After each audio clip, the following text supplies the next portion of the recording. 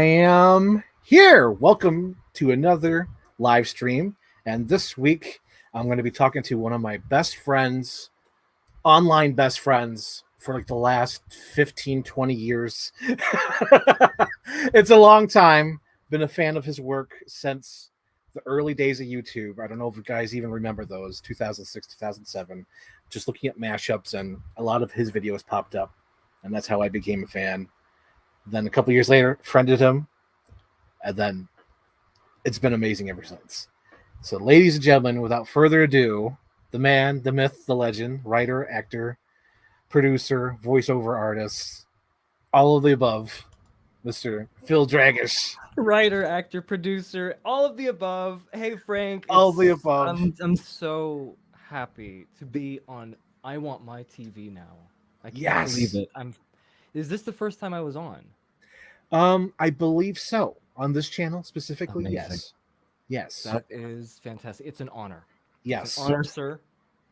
Because honestly, there's this custom background as well. It's amazing. Mm-hmm. It's fantastic. I love it. Yes, we have Luke Deckard here. Hello. There he is. The man. And then we have Captain Iron Dog. Yes. Hello, Captain Iron Dog. Yes. Phil from X-Men. That's right. I am part of the X-Men family. And Fantastic Four. And Fantastic Four family, which will now be axed by the powers that be over at Disney.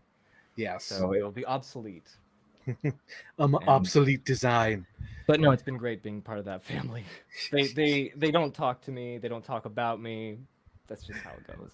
That's just I can't wait to talk about it. Like honestly, I feel like I've heard bits and pieces, but like today I want to hear the full story, beginning to end. Yeah, how you became a part of that experience. We gotta do it. We gotta do it because it's been an opportunity that I don't think I've ever been granted to actually talk about. I know, because everyone's like, no, don't talk about it, Phil.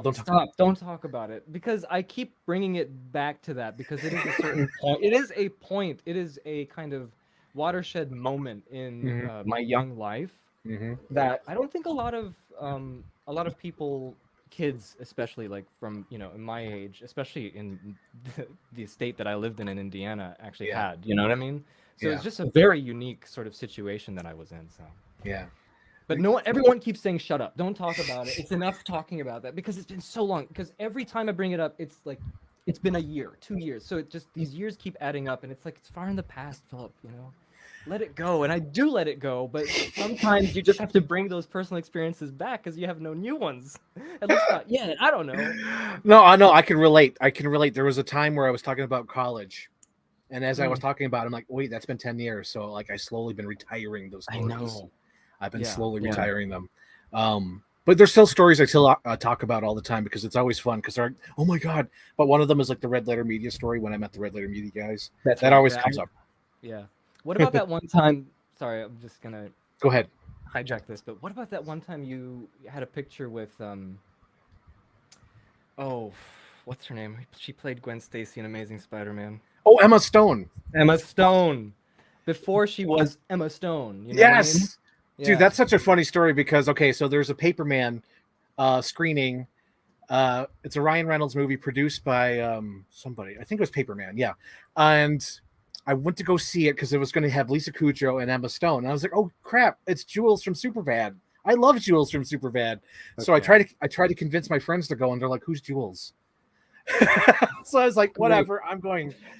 It's fun. And then I took a selfie with her, and then like the next month, Easy A came out, and then Zombieland, and she became the biggest star in the world. And then she rose to fame and fortune, and you have that before she was cool.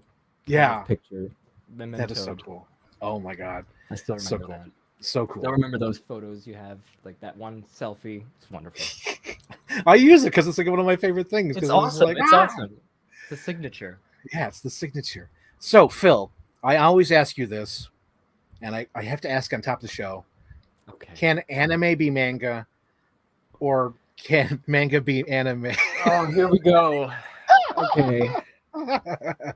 All right. So can anime, this is like, okay.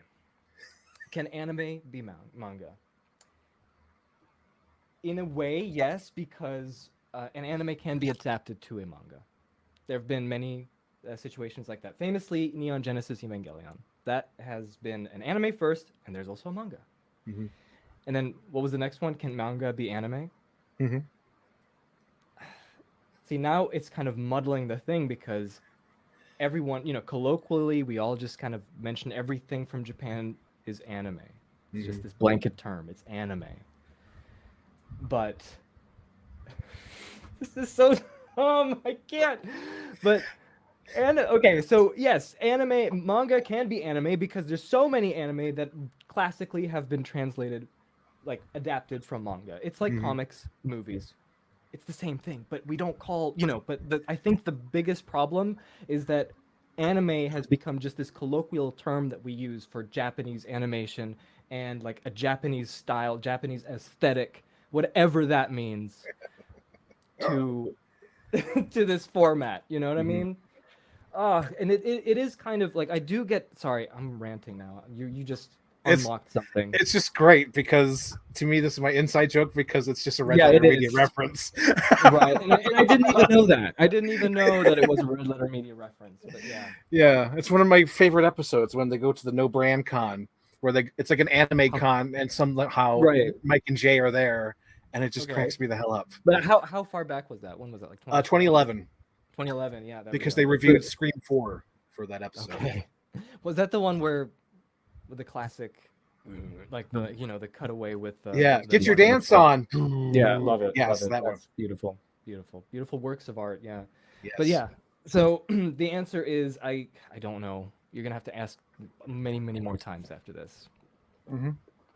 I think I will. Yeah.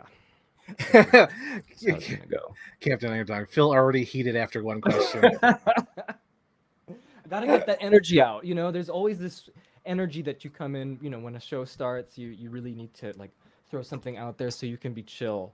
He's gonna be so winded. He's gonna be winded for the rest of the show. Exactly. And you're already drinking water. Your water's already gone.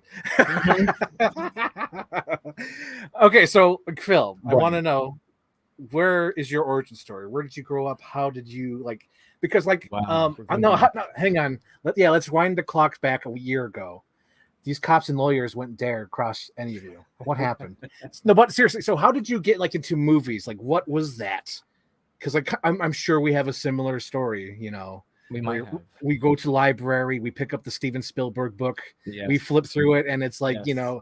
Sugarland Express, E.T., and all his movies. It's like I want to be like this guy. Yeah. And then you pick up those orange monster books like Frankenstein, Dracula, Yes. Wolfman. It's those orange books and like the Blob.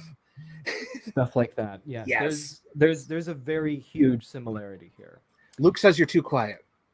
Great. Mike's See, I too knew quiet. he was gonna. Luke coming in with the. All right. How's this? How's this, Luke? Is this good? Please respond, Luke. Please respond. Luke, please respond. Luke. Anyway, I think I'm just gonna. Yeah, I just think I'm gonna roll. continue. Just roll on. Yeah. So I was born in Indianapolis, Indiana. Mm. I'm a Hoosier, as they say, and my parents, they are from Croatia and Slovakia, so I'm not biologically American, whatever that means. Mm-hmm. But or hereditally American. Hereditary. Doesn't matter. Yeah, but but my parents were missionaries, and so we would have we would travel to different countries because not only are they not from the U.S., but they wanted me to be born there so I could be an American citizen. And then I would we would spend the next 4 years living in Austria in Europe, where I went to primary school. For some reason, I just had this beautiful, like native level German that I only know half of it now from when I was a kid. Mm-hmm. But back then, and so we would take trips to the U.S. So it would be kind of a mixed bag, sort of. There would be half living in Austria and half living in the U.S. in Indiana. And well, then of course, like any kid, he loves. I would love Disney movies. I would love X-Men. There would be so many different. My parents were not restrictive at all. That Luke, he says, talking to you, Mike. Now? Is this better? Luke, is this better? Luke, hear me. So that's the question. How come you can hear me very well, Frank? I But think it's because then I had Luke my can't? headphones on and I'm already at 100. I think maybe that could be. Oh, geez. Maybe I am a little Could be. It could be low. too quiet. Anyway, But okay, roll on. living in two different countries, and also Croatia to see my grandparents. I would, you know, my parents weren't very restrictive with a lot of the movies that I watched, and I remember particularly. I mean, of course, they would be like, "Oh, you can't watch this R-rated film. You can't watch, Friday the 13th or something." I mean, for God's sake, that was like 5, 6, 7. You know what I mean? That's that kind of age range. But I have this weird memory of seeing Jurassic Park in cinemas because that was Yes. 1993. I would be 4, Mm-hmm. and Jurassic Park is a pretty big staple in me being aware of filmmaking and movies. And this is one reason why Jurassic Park. Jurassic Park. And one of the reasons why is because so I would have this so I still have this memory of me seeing the movie in theaters. Mm-hmm. I couldn't have been. I mean, back then, movies they would be playing for a lot longer Yes. than they do now, right? Mm-hmm. So it might have been '94 if I Mm-hmm. like in a dollar cinema watching Jurassic Park. Mm-hmm. But I do remember having this. I think you know this, Frank. This has been brought up. A I lot. want to hear it. I want to hear Yeah. this. I've had this like strong emotional memory of leaving Jurassic Park being sad, Mm-hmm. maybe crying, because there were all these dinosaurs. There's all this, excitement. There's prehistoric beasts walking the earth once again. Alan Grant loves dinosaurs. He's a, paleontologist. And at the end of the movie, right, they're going out in the helicopter. It's sunset. Alan Grant is like, relieved with these kids, resting on his shoulders. And he looks out the window and he sees the pelicans flying. The music is, and then there's this close up of Alan Grant just going, smiling, and then it cuts back. Movie language. It cuts back to the pelican, and I'm like, wait, he hates dinosaurs now. He wants real animals. Yes. That was my initial takeaway from that. Yeah. And it's like, why doesn't he like the dinosaurs anymore? And I think that was one of my earliest memories of seeing a film and having such an emotional reaction. I remember seeing Aladdin. Mm-hmm. And I can't believe that because I would have been 3, but I do remember like 92, I think. Yeah. Yeah, but I do remember that dun dun dun dun dun dun dun, dun like at the beginning. Very like I have this vivid memory. Mm-hmm. So I can't be trusted with this anymore because now that I remember, maybe my parents just rented the movie Jurassic Park at Payless. And just played it on VHS. And I remember my dad trying to fast forward the T-Rex attack scenes and stuff like that. Mm-hmm. So now I don't know what is real or not. However, recently, my one of my older cousins, she's turning 50 now soon. Oh my Lord. She told me, and because I have this mixed memory, right? Of like, was I allowed to or was I not? Is it was it? She told me, your dad, Phil. He would get so sick of you watching Jurassic Park so often because, so what he would do, or what you would do, Phil, is you actually took the tape recorder, like, audio cassette tape recorder. You would record the audio of the movie and you would play it back to go to sleep. Mm-hmm. That's how obsessed you were watching Jurassic Park. And you would continuously do this, and he would get so annoyed. So I guess it's true. I was just obsessed with Jurassic Park. Mm-hmm. And to an extent, there was, when I was living in Austria, there was this special making of presentation of Jurassic Park. Mm-hmm. And I think I was around 6, maybe 7. And I went, wait, this isn't a documentary. Movies are not documentaries. People make these. Yeah. There's what is special effects? What is all? And then we went to the video rental store and I see the poster Jurassic Park and I start, I'm already being able, I guess when you're 7, you already can read, I guess. So I'm looking at the poster and it says a Steven Spielberg film. Yeah. That is, I can tell you, that is the first instance I understood there was someone behind a movie, like a movie. That was his movie. Yeah.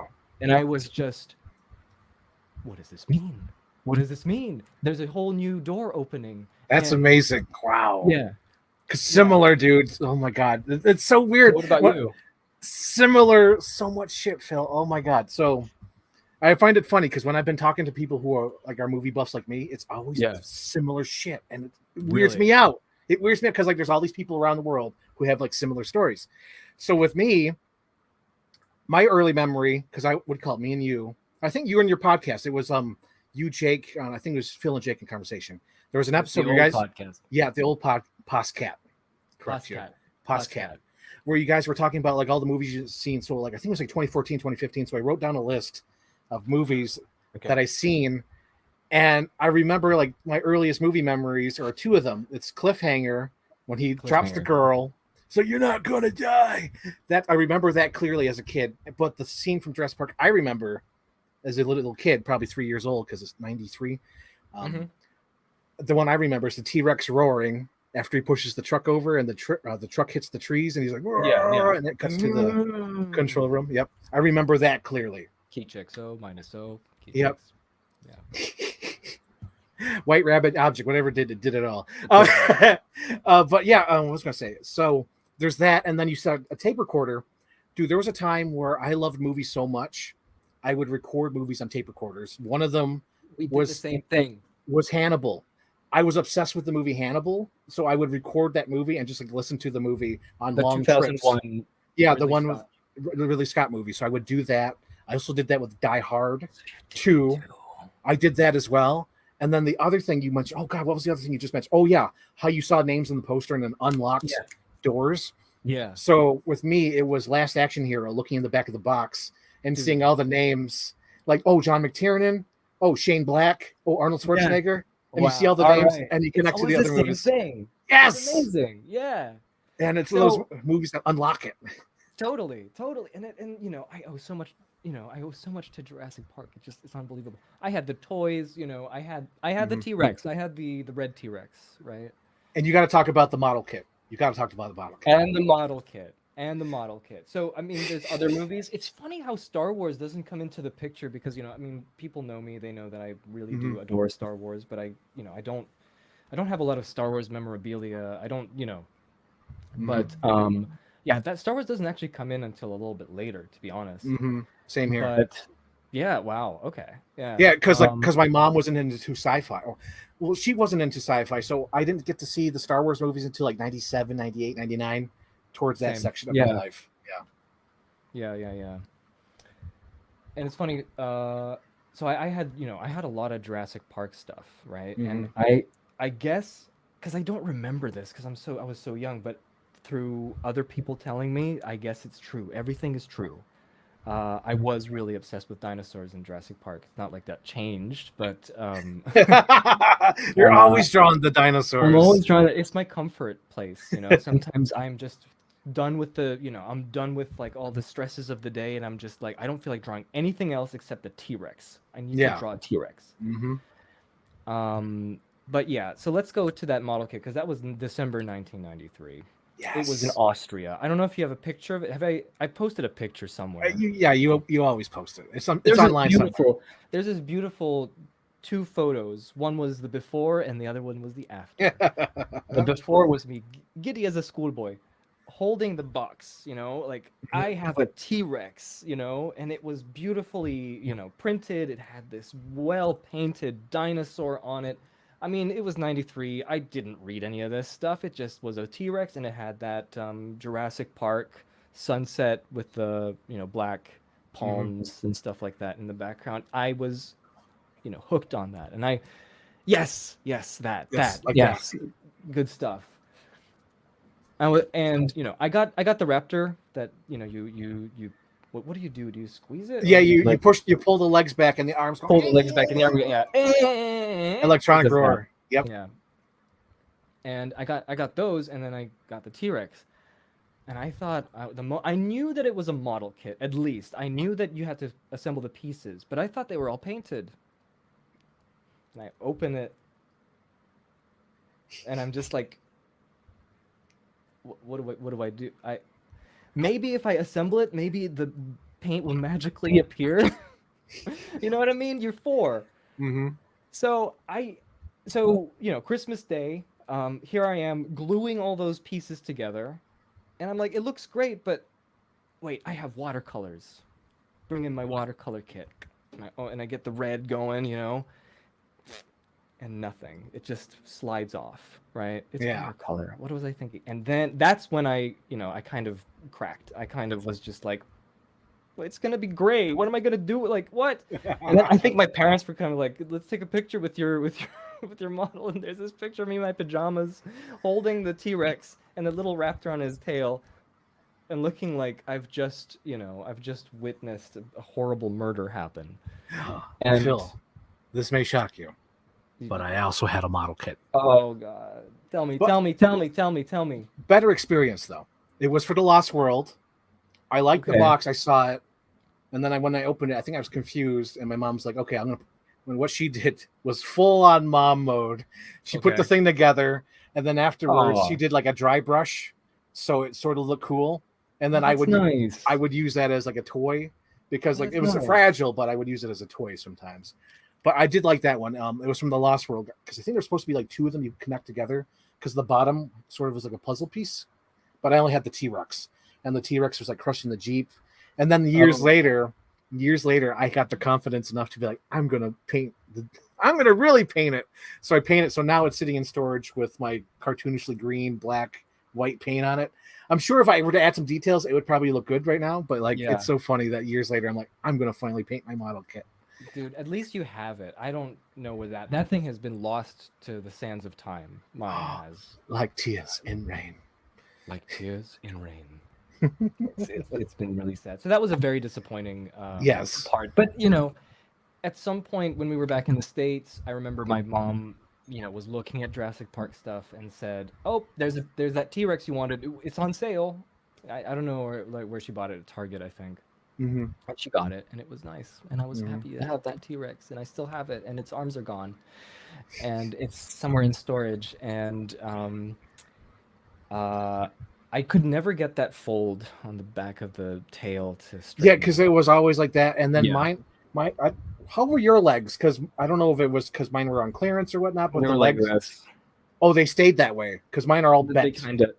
Mine like did this little cross-legged thing. Yeah, mine. Like this. It didn't do this. It was like this. No, mine are bent. Maybe they're almost broken. They're all broken. Probably in better condition than mine. Probably. But there was this one time where I actually had oil paints because my dad wanted, my dad sometimes would paint on canvas. Mm-hmm. And I was like, well, it was 1997, and I'm like, I like the color of the T-Rex in Lost World. I have that T-Rex, and I started painting on top of it, like just like the ridge, and I tried to get it to be green, and I was like, this is too much work. I'm done. And so it still has that like permanent kind of green, like bird crap on it.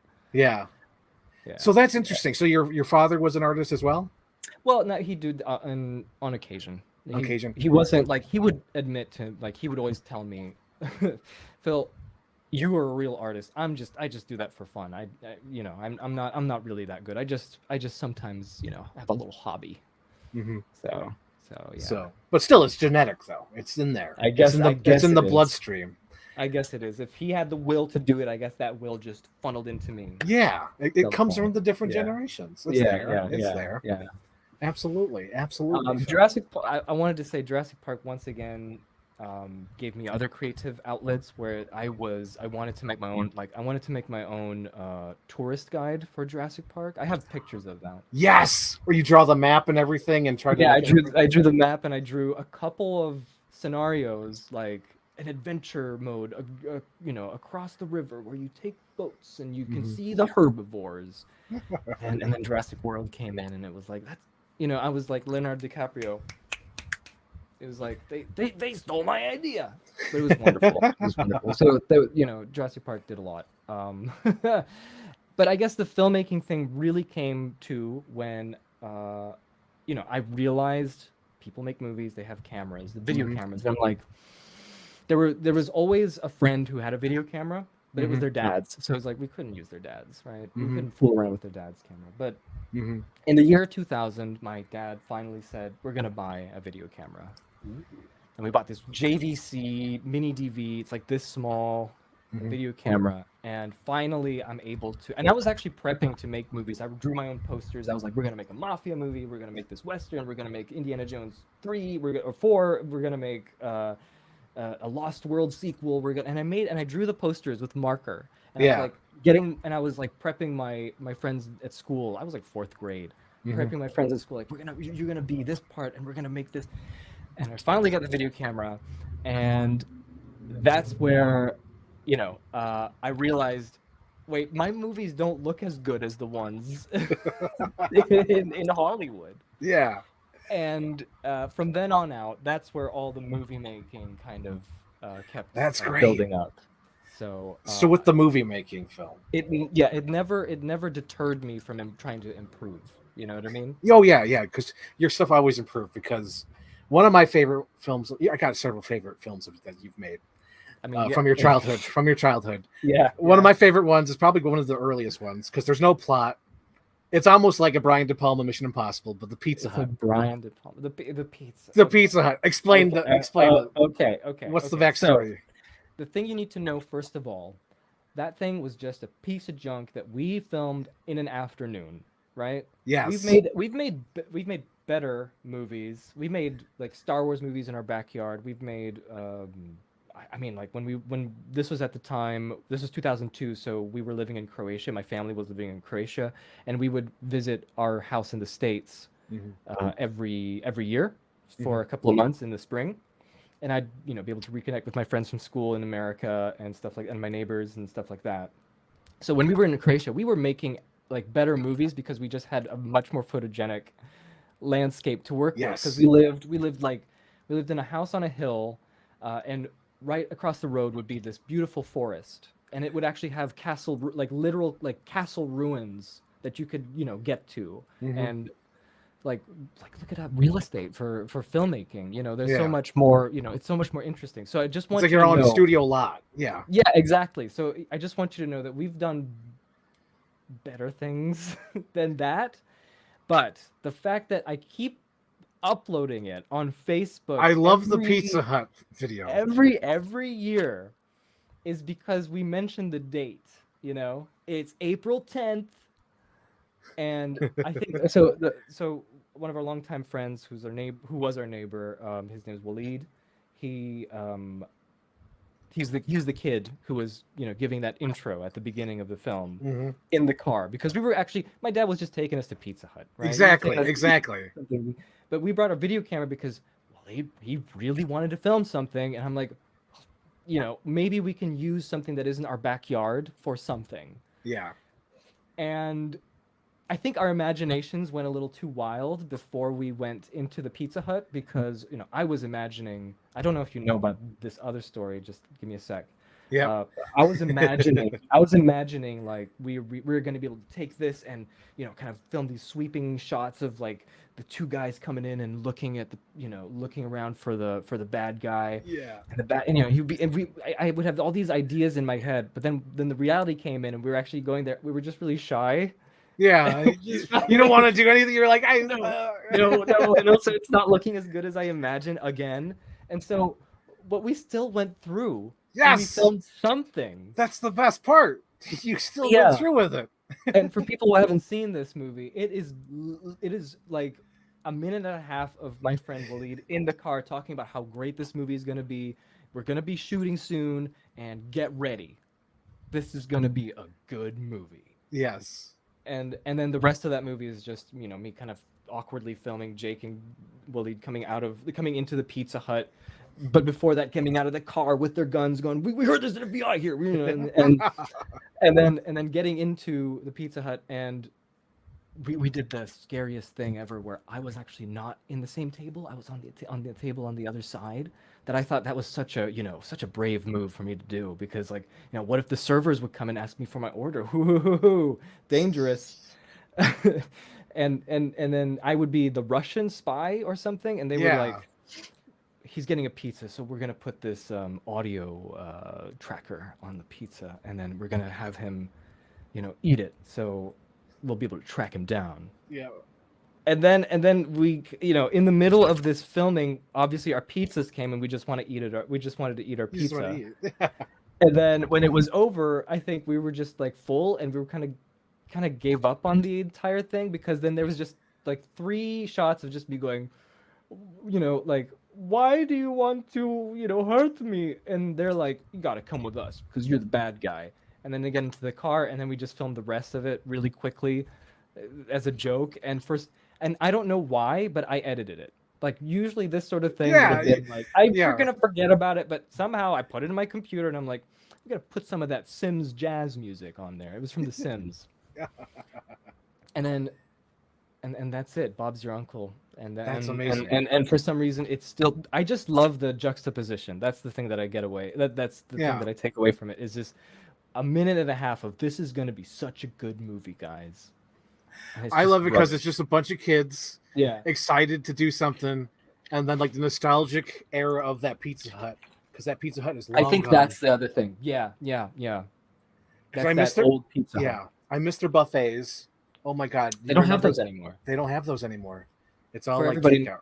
Yeah, I just want everyone to know I live in Europe now, and I haven't been back to the States for 13 years, maybe. Mm-hmm. So I have no idea what's the state of Pizza Hut at this point. They got rid of them in Western New York after COVID. Yeah, and I was like, no, but they're slowly coming back. But like, yeah, how are they? I was so sad though when they got rid of the buffets, because I remember between like 11 a.m. to like 2 p.m. or something like that, they would have these awesome Pizza Hut buffets. I remember because it was right around that time, same time as you were filming that. So that's like found Star Wars era, like prequel era. Yeah, this Star Wars 2002 Attack of the Clones. It's coming. Yeah. Oh my god, dude, bro. Oh my god, so many flashbacks right now. Like there was a time where I went to Pizza Hut and I had like my little Attack of the Clones Star Wars toys. Like I had my little Luke Skywalker from Empire, and then my like Jango Fett, and it was so awesome. Oh my god, yeah. What an era. I have so many stories about us lightsaber fighting after watching. Tighten your lightsaber! Tighten your lightsaber! Oh my god, classic Phil and Jake. Classic. So, as you know, same group of friends going to the Star Wars convention because Celebration 2 and 3 were held in Indianapolis at Gen Con. Apparently, that's what it's called. And it couldn't have been a better location because it really felt like Coruscant in some way or another. From your footage. The buildings. Yeah. So we were just enthralled by the fact that the official Star Wars convention was held in our city. So, I mean, we asked our dad, and our dad drove us there. That's awesome, though. Yeah. The only sad part is that we went on a Sunday, and it was the last day. So there was like barely anything going on because it was like, all the big events that would have been held were probably like at the beginning of the week. But, I think it was like from Wednesday to Sunday, or maybe a Thursday to Sunday. But we had so much fun just like looking around, and my friend Waleed, he's in the video. He's the one who's saying this is a good movie. He was so like, how it is when friends kind of tell you a bunch of random crap that isn't true at all, but for some reason they're telling you as if it was like something that they've heard from the official sources or anything. Because he was saying, he was telling us, guys, there's going to be a lightsaber tournament, and we need to train as hard as we can because George Lucas is going to be there, and he's going to sit there and he's going to judge on his lifeguard tower. On his lifeguard, that's what I imagined, right? On his lifeguard tower, he's gonna judge all of our lightsaber fights. So we're gonna have to do that really good. We have to train every day. And I was like, I was kind of like, is that real or not? But I guess it's real. As the date approached, you kind of keep believe it more and more. Yeah. Because you're gonna go and you're like, I guess it's gonna happen. So we were just training and so when we were there was in the video that no one watched except me and you, Frank, I guess. There's Waleed saying, you want me to tighten your lightsaber? Because tighten your lightsaber. Because we got to get ready for the match that's going to happen. Oh man, it's so good.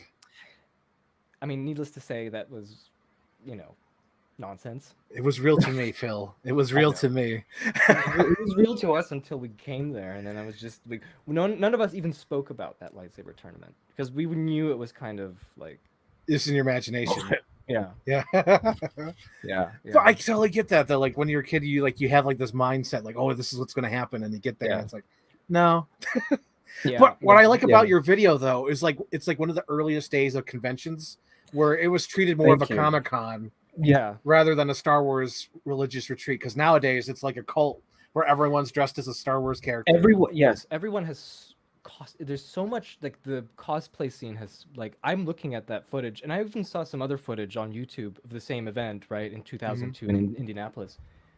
It was such an abysmal amount of like cosplaying going on. You would be so excited just seeing someone with like a bucket head and a marker, and it's like, that's Boba Fett, you know what I mean? Yeah. But now it's like so intricate, and it's like, no, I mean, credit to all those artisans who are doing that. But back then, you're right, like that early days of like science fiction like conventions is very fascinating to see, because it's not the same as it is now. Yeah, because I think there was like a Jack Sparrow at your convention, wasn't there? Yeah, there was that Jack Sparrow guy. He was there in the 2 years prior for episode 2, and I don't even understand what that was about. But yeah, well, that's weird though. Like, because back then that's what it was. Because like, oh, it's a convention. It's a place where I can go and dress up. But now it's like completely changed. And there's Stormtrooper Elvis. I don't know. I never took a picture of him, but he was there all the time. I don't understand that. But you know, it's good. It's good. Yeah. Well, there's some mashups up people out there that they do. Yeah. Mashups, which is fine. I just remembered I was gonna mention the other imagination and ambition I had to film something on a location, and thank God Jake and our friend Willie did not want to do this, because it would have, I think we would have gotten kicked out, because okay, so we have this fame in Indianapolis. I think one of the things it's famous for is the Children's Museum. They have this massive children's museum. I've been there so many times as a kid, and the Children's Museum of Indianapolis is a really, really wonderful place to, you know, see different exhibitions, and they do it very, very well. It's very big too. And they have this ancient Egyptian area that like had some cavernous corridors you would, you know, go through, and it was dimly lit, like you're going inside a pyramid. And there was an actual sarcophagus like on display, and I was like, let's bring our guns, and let's film like a mummy shoot 'em up thing. And what I'm gonna do is I'm gonna go. This was early days. I just was introduced to Adobe Premiere, and I knew how to cut up like film strips. So we would get the video, and what we would do in the early 2000s is you convert the video to a film strip, and it becomes like a film strip, like a big giant JPEG of all the frames of the clip.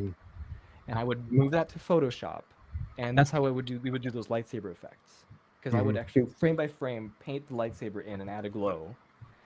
And it would take you an hour for just 3 seconds or 4 seconds of footage, right? Because it is going at 29.9 frames per second, right? And so I thought I'm gonna record some footage from The Mummy, the movie, and I'm gonna cut out Imhotep, the mummy, frame by frame, and I'm gonna put him into that footage that we're gonna film at the Children's Museum with our guns. And we knew how to do the muzzle flashes. They looked like crap, but we knew how to. I knew how to do them. And so I was imagining we're gonna use we're gonna use that hallway. We're gonna like go and we're gonna slide around, and they just said no, we don't feel like doing it. Yeah. And I'm like, okay.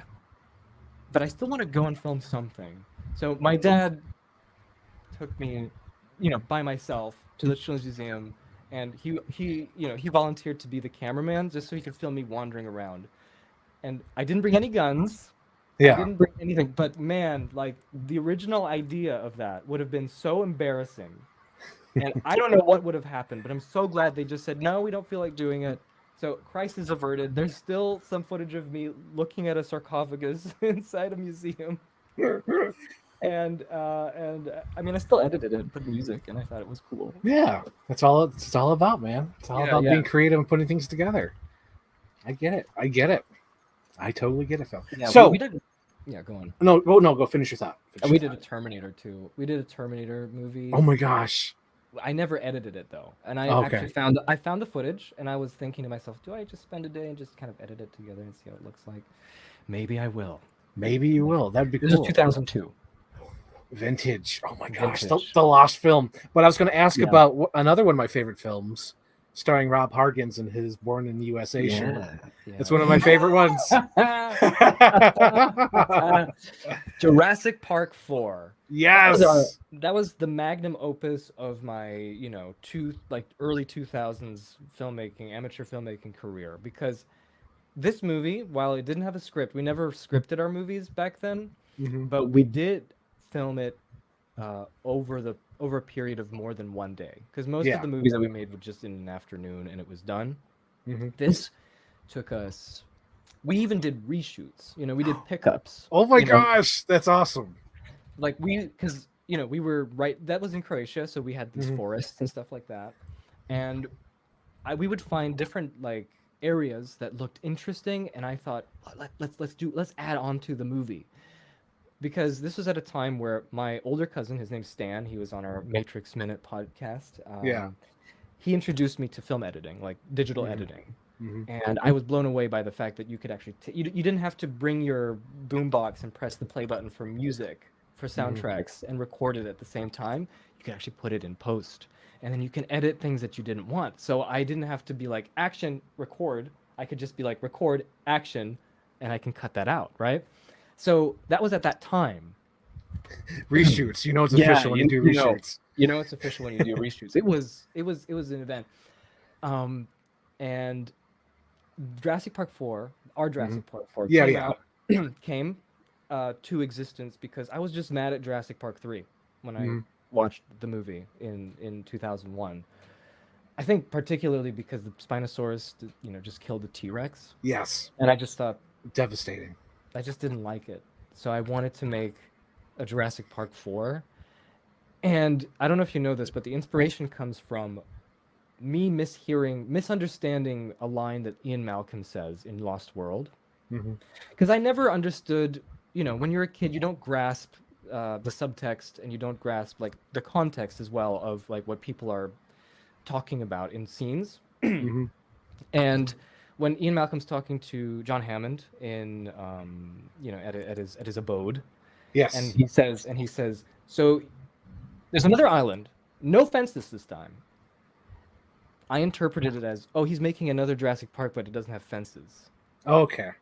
So I was like, Jurassic Park 4 is going to be that island without fences. So it's going to be like, an electric fence situation where there's no fences, but the dinosaurs are restricted to a certain area, but they get, tasered or something like that with a collar. I don't know what I was thinking, but that was my interpretation of that new Jurassic Park with better technology.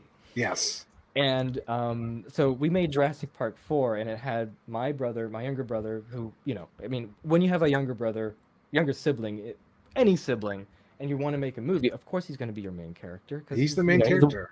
He's the one that you live with, and he's the one that you're going to, prop up to become your main star. The good news is that he was very interested in acting back then, so he was, he was giving it his all. And I think he was pretty good at that movie. Respectable job, yeah. Yeah. He was taking it seriously. Yeah. That hat was actually for an Indiana Jones movie we wanted to make. We did make, actually. Oh, you did make it? Okay. Yeah, in 2000. This was 2001. And we made up this new character called Rob Hargins, and he's like this disgruntled... he's kind of a Robert Muldoon offshoot, right? Yeah. Kind of close to Owen. Kind of close. Kind of close to Owen, which is what was funny about Jurassic Park, Jurassic World, when it came out and we saw the trailers, and it's like, Owen Grady, he has the same kind of like, attitude that our character Rob Hargins did, played by Jake Dragash, when he was 8 years old. Yes. Because he was giving that kind of like disgruntled, I gotta fix, these people don't know about how dangerous these animals are. That's kind of that was his character in this movie. And so this movie, unedited, was like 50 minutes long. I think we reduced it down to 36, like to a half hour. Edited the whole thing, and it was an epic, story of the new Jurassic Park having system failures and them being caught inside Jurassic Park. Not that the animals were leaving, or they were destroying any of the facilities, but just that the concept, not that we executed it well, but the concept was that the problem is inside the different paddocks where the animals, resided, and that's Yeah. where we have to get out instead of like they break out and they destroy stuff. We don't have the budget for that. We were just in the kids in the forest, right? Yeah. And it was so like, anything else you want to mention about Jurassic Park 4? Because we used our action figures as dinosaurs. Yeah, you used action figures, and like one of my favorite things is that you used a puppet. Because I had to ask you about it, because I'm like, was yours the electronic one or just the regular one? Rubber. It was just the regular one. Yeah, because I just have the regular rubber one. Because there was an electronic one, and then there is one where it's the whole body, which I wish I had. Oh, I don't. Damn, really? Somewhere out there, there's a whole body T-Rex. Yeah, I've seen it online. We bought that raptor. We bought the raptor puppet, and I've not seen the T-Rex puppet for the past 25 years or whatever. Whenever Lost World came out. Wow, that brings me back to going to Walmart. Dude, do you remember? Oh my God, there was like 3 aisles of Lost World stuff. It was all green. It was just candy to my eyes. Really. Oh my God, Phil! Wow, you just brought me back. Holy smokes! Because I remember there used to be like at least 3 aisles of just Jurassic Park stuff. Yeah, dude. Oh my God. Remember that. Oh my 97. God. I got stickers. I got candies. It was a whole like, I love that green yellow. The green yellow is iconic. Yep. One of my like holy grails, which I'm surprised I even haven't gotten it yet, but one of my holy grails is that RC truck where it looks like the Mercedes, and then the back the cage breaks open and it's the Dilophosaurus. I don't remember that one. That exists somewhere. That exists, and I was like, oh man, because the Dilophosaurus is not even in the movie, but they had a toy. No. Yeah. I've never heard of this phenomenon of the Dilophosaurus. I remember the Micro Machine one. There was like this T-Rex. There was tons. I had tons of one I had. Mm-hmm. I had some Micro Machine ones, and now you're giving me more flashbacks because this was around the same time as freaking Alien Resurrection, where Alien Resurrection had a toy line, which was just amazing, dude. Yeah, it was also green. I averted my eyes from Alien Resurrection because I thought that stuff is scary. I was scared. Poor Phil. Yeah, I was scared. I was scared to see the aliens. Scared. I like dinosaurs. And so we bought that raptor. We bought that raptor puppet in '97, and I still had it. And perfect. Now I know how to film movies. I have a raptor puppet. It's an easy prop. It's an easy prop. Yeah. For real. Because it's got so awesome like details. Hang on, let's put on the blinding camera. Yeah. But for those people out there, good. Yeah. It's like actual like Stan Winston quality detail on this thing. Quality latex. I don't know what it's made out of. No idea. Rubber. Yeah. That's awesome though. So that's essentially it was that, except it was a raptor. And so in our movie, the raptors would be a prominent figure because not only are they a fan favorite, but it was the easiest to kind of just poke. Like, you're recording with the camera, and you have your hand come out as a raptor puppet right in front of it, right? And those raptors in this movie would be so damn polite. They would wait for characters to make dramatic reactions. They would go up, and then what? Raptors, and then it would attack. And then even when because we wouldn't do a lot of reshoots. Yeah. So we would, whatever accident would happen, I would have to, me as the cameraman and the puppeteer of the raptor would have to wait for the co-star to, finish whatever they're doing. And I'm like, I don't have anything else to do, but I guess the raptor's just gonna stare and look at it, or do, there was no chance for any kind of kinetic, action scene. So these raptors would just politely kind of, just chase our heroes in this movie, and it was good. It was good fun. We would have, and in this forest there would be some, some remnants of some there would be a water reserve or something like that, and we would be able to use that. And it was very like Jurassic Parky kind of Lost Worldy. Oh yeah, abandoned island look. And when we constructed some sort of narrative. The funniest thing about me making movies when I was a kid, and in the aughts, was that I would always go for the execution rather than if it would make sense. I think that's the biggest thing that I can see looking back, because I know that a lot of other people, like I have a friend, his name's Alex. We were working together on the Jungle Book. He would do the same thing. He loves movies. He's made a few like actual movies that, and his student films or his like childhood movies would always be very narrative driven, where you would actually be able to watch the movie and you would actually, if you pay attention, it would go from start to finish and you would follow it, right? And I think, Frank, you've seen enough of my movies where it's like, I don't know what the hell is going on, like where's the context for this, but at least there's shots and there's like moments that are cool, in my opinion. I kind of feel like at least I got, that was my focus, Yeah. So, I find your childhood films fun just because you actually did it. You had a group of people and you actually did it, and you filmed it. You did it. Yeah, we did. I actually made a list of how many movies we did. Not that we did movies. I would include like parody commercials or anything that we actually finished and edited. And I think we made close to 200 of them. Wow. So there's a lot. There is a lot of them that will not be shown to everybody. But nevertheless, it was a great time for me to just kind of learn how to make these things, and still kind of, and then you go to the library, you rent making of books, you watch behind the scenes on DVDs. That became my film school. There's so many. It has ever since, really, because I'm just so disappointed. Bonus materials now are just such a desert. Oh, they're like puff pieces as well, like the what do you call it, the Star Wars one, where you could tell like specifically the Force Awakens, and they dance around it. They dance around it that clearly the script wasn't ready and nobody liked it at that table read. You know, that infamous picture where they're all that infamous picture. Yes. But it was so funny because they're all trying to be positive. I'm like, oh, nobody liked the script when they read it because they're like, it's all right. Yeah. They never said I was, they never said definitively what they thought about it. They were always kind of going like, when I read that script, I was just, it was always a kind of reaction to it, like. Especially with Mark Hamill, that was the best one.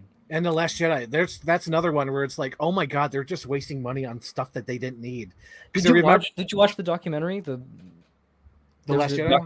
The Last Jedi one. There's this big Last Jedi documentary. It's like 2 hours long. Everyone was like hyping it up because it's finally a return to real. And it's not. It was like a puff piece. And the thing that bothered me is like there's a whole section where they talk about that bathhouse. Like this spa. They just wouldn't shut up about that spa. That's all. And it's not even in the movie. It's oh my god. I remember that. Yeah. So like back, I lived through these early 2000s where I was just so fortunate to be able to grab any movie that I loved and I really enjoyed, slap on disc 2 and watch hours and hours of them actually talking about what they're doing, and explaining, here's the editing, we're cutting this because we didn't like how this, this story beat does not work with, that story beat that we, wanted to decide on later. All this education was, it was so, to me, it was just, that's where I learned so much about how you make movies. And did we apply it when we were kids to our movies? Not necessarily, but it's stuff that I go back to and just kind of refresh my mind to just be like, so next time I make a film, I will remember these, this sage advice from a bonus material featurette on a DVD. I miss those. How cool is that existed at one point? Especially those Phantom Menace ones, because the Phantom Menace is like it's almost as candid. It's almost as quotable as the movie itself. It is. Goongas, they'll just cut through them like butter. That's gonna be great. That's gonna be great. And then like you're listening to the music. yeah. You're listening to the music. Oh my god, it's so good though. There's a lot of that. I watched that almost like maybe once every 2 years. You have to put it back on because I loved seeing how, and every time I watch it, I learned something new too. Like I the last time I've seen it, I don't know when, but I can see where things started to get wrong because George Lucas is so, he's so dependent. His comfort zone is the editing. Like at the end of, trying to, I don't know if you've seen this behind the scenes of Empire Strikes Back. There's like some behind the scenes featurette where you've seen him in behind the scenes of other Star Wars movies where he just looks miserable. Yeah. And it's no joke that he does look miserable. But then there's this one little featurette of him talking about editing, and he looks like the happiest man on earth. Like talking about The Empire Strikes Back. And this is where we, he's high energy. He's having a great time. Yeah, that's like a rare side of him. Yeah, yeah, because he loves. Because I can see that, because he always talks about editing. Like that's his favorite thing. So when we go into episode 1, the documentary, and they're editing, you can feel you can feel the confidence come back. But then they review the movie, on that big screen. Yep. I may have gone too far in a few places. And then there's this whole conversation, this honest conversation about how something is not working in the movie. And I say that's a lot of stuff that we lost. I would love to. All those Marvel movies, say what you will about them, I would love to hear the chaos. Have you seen the Karen Gillian video? It's very candid. I did. That's like one of the best things I've ever seen. I shared it, if Luke's still in the chat, I shared it with Luke after I watched it. I'm like, look, it's just like the making ofs in the past. Yeah. I really like that. Yeah. Yeah, that's like the closest I've ever seen, and it's so funny because she probably did it like illegally. She probably wasn't supposed to do that. Yeah. But it's like it's her last movie. She's like, fuck it, whatever. I'm just gonna post it, whatever. Yeah. Good. Yes, but I love that so much because it just showed how like mundane it is as an actor, and then you see a whole different side of James Gunn where he almost seems like, don't fucking bother me unless I talk to you. He's looking tired, He looks so tired. That's probably how it is almost every day. Yeah, it is. It's like anything. Like I have not experienced being on a like working on a big film set like that, but I have experienced my fair share of like when I was older, trying to wrangle people to, get shots onto film, and you can't be 100% all the time. Right. There's one day where you're just like, let's just move this there. Let's just go there. Because that's what I learned is like when I went to film school, I was just like, oh, geez, like you need to have everything in order, and you need to make sure your whole team is on your side. And then like you have to make sure everyone's fed. And then you have to make sure like everyone's there on time, because if they're not on time, then you're wasting time. It was too much to. Yes. Oh, dude. Oh. All that stuff. It's complicated, and very. The more you know, the more the saying is true, where it's like it's a miracle any movie gets made, and any movie gets made well. Yes. That's what I keep saying about The Flash. I know people don't like The Flash, but like it's a miracle that thing even makes sense at all. Yeah. It's a miracle. There's anything that can go wrong I mean, maybe not that, but like there's a lot of things that could have gone wrong. Maybe things that have gone wrong. And there's probably a lot of movies where it's just like, especially Jaws. My God, Jaws is like a prime example. Jaws is the prime example where it's like the perfect movie, but everything went wrong on that film. Like everything. Yeah. Every simple decision. Ugh. Yeah, you know me and my Spielberg trilogy of depression. Oh, that's right. Tell me this. Tell the folks. Okay. So folks at home, for an arbitrary reason, there's 3 Spielberg movies that after I watch them, I just feel depressed. I don't know what it is. But it's definitely true, because the last time I watched Jaws, I watched it in 2020. I'm like, I'll brave through watching Jaws. Loved the movie. I loved the movie, but the next day I just felt horrible. I felt awful, and I don't know what it is. Like what is the what's the reasoning? What's the psychological reasoning behind me doing that? Maybe it's because I watched Jaws when I kind of shouldn't have watched Jaws, which was when I was 5 or 6, because my parents were having a movie night and they said, "Oh, Jaws, it's about a shark that attacks people at a beach," and I'm like, I like sharks. I like it, I like violence. I'm gonna watch it. It's not what I imagined, and it scared me. The blood and especially like I have this fear of, not fear, but like when I was a kid, I was especially afraid of zombies, corpses, etc., etc. So Ben Gardner's Head, as it comes out, that destroyed me. I couldn't sleep when I finished watching it. I can still remember like being in bed and being like, did that actually happen? Yeah. So there's this. So that's Jaws. Yeah, that's Jaws. One movie. It makes me feel bad. I've seen Close Encounters of the Third Kind. Same effect. Made me feel bad. I've only seen it once, but it just made me feel bad. The same kind of similar thing. And then there's E.T. Oh my, yeah. I guess like because that's his era. That's like that era. And I think it's the way he films it. 70s. Yeah.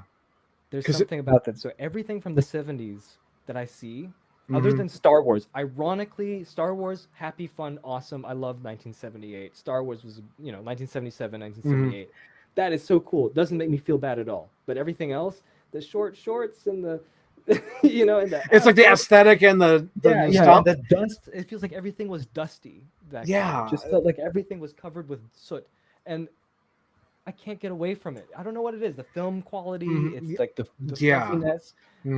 I don't know what it is. That's my Steven Spielberg trilogy of sadness. Yes. So if we have a marathon of that, I don't know how I'm gonna feel the next day. I've never done that. Maybe I should do it as an experiment to see. Do it, Phil. Don't do it.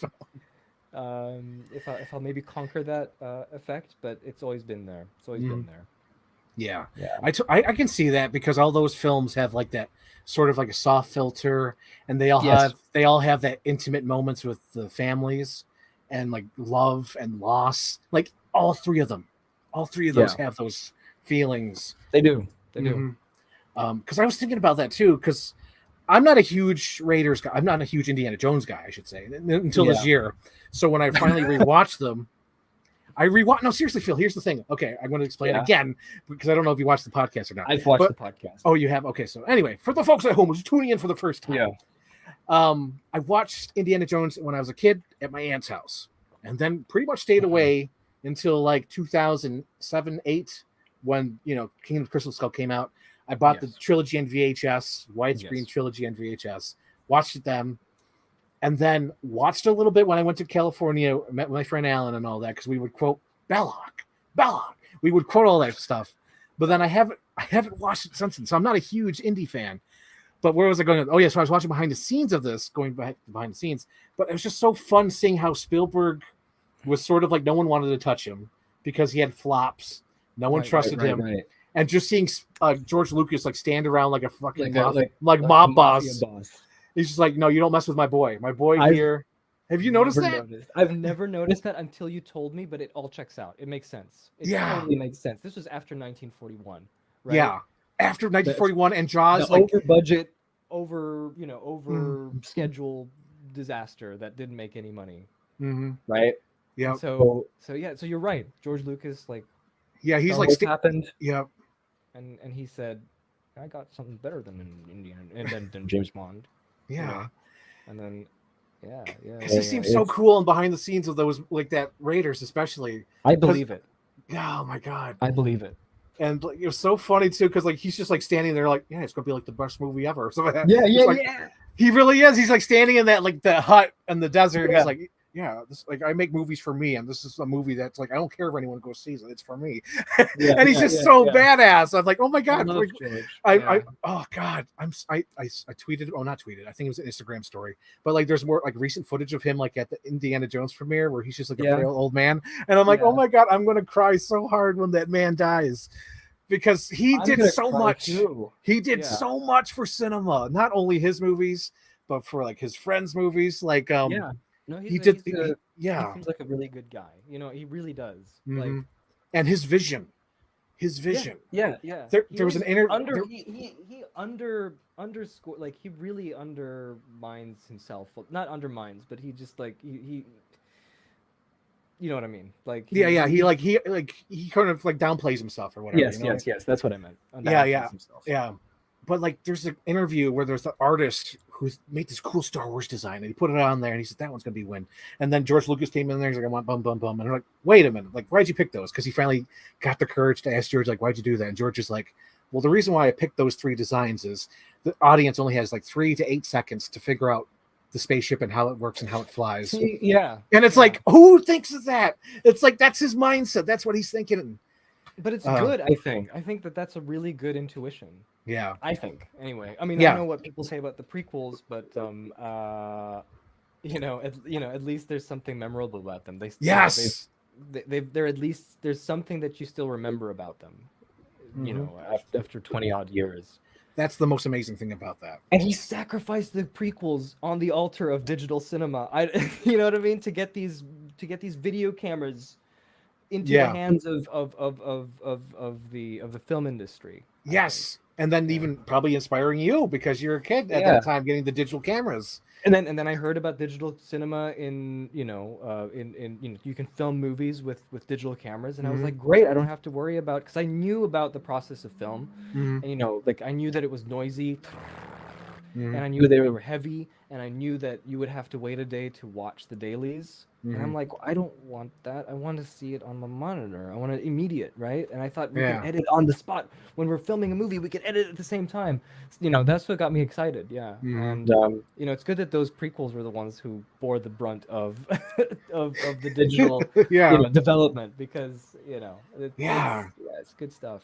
Because That's with kind of what those, it just moved the things forward, and more filmmakers, and even changing filmmakers like Collateral.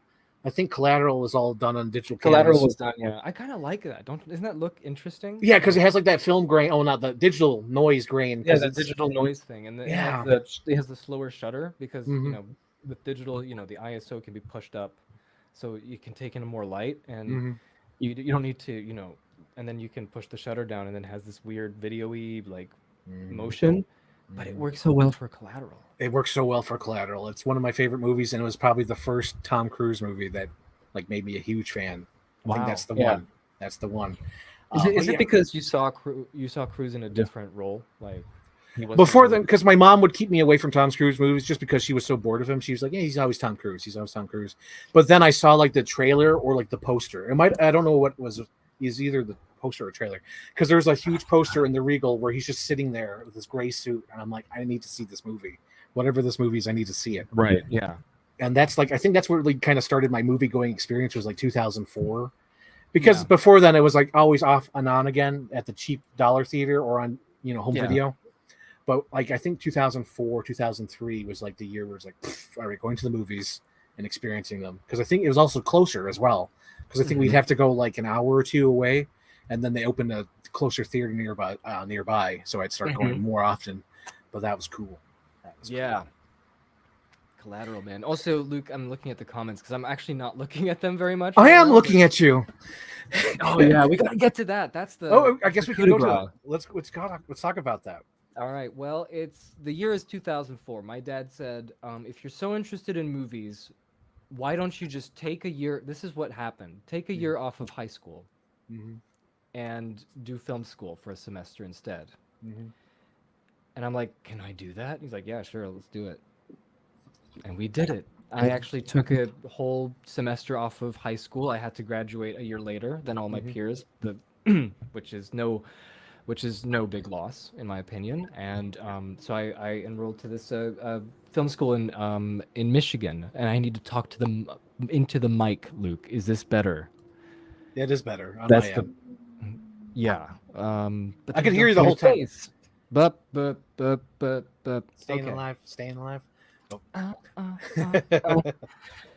So I enrolled on that. We did a student film, which that was the first time I actually experienced working with other people who were older than me, because everyone was older than me. These were like college level students, and I was the only one that's high school.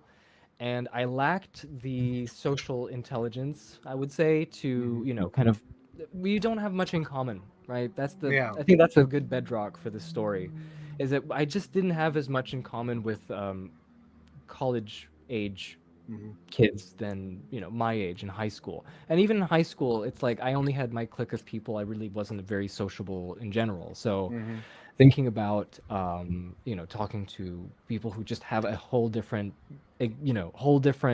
experience level than me is it's just not going to be compatible. I was the director of this short. I was the director of this short film about depression and PTSD, and I didn't write the script. I just directed it, and it was such a different.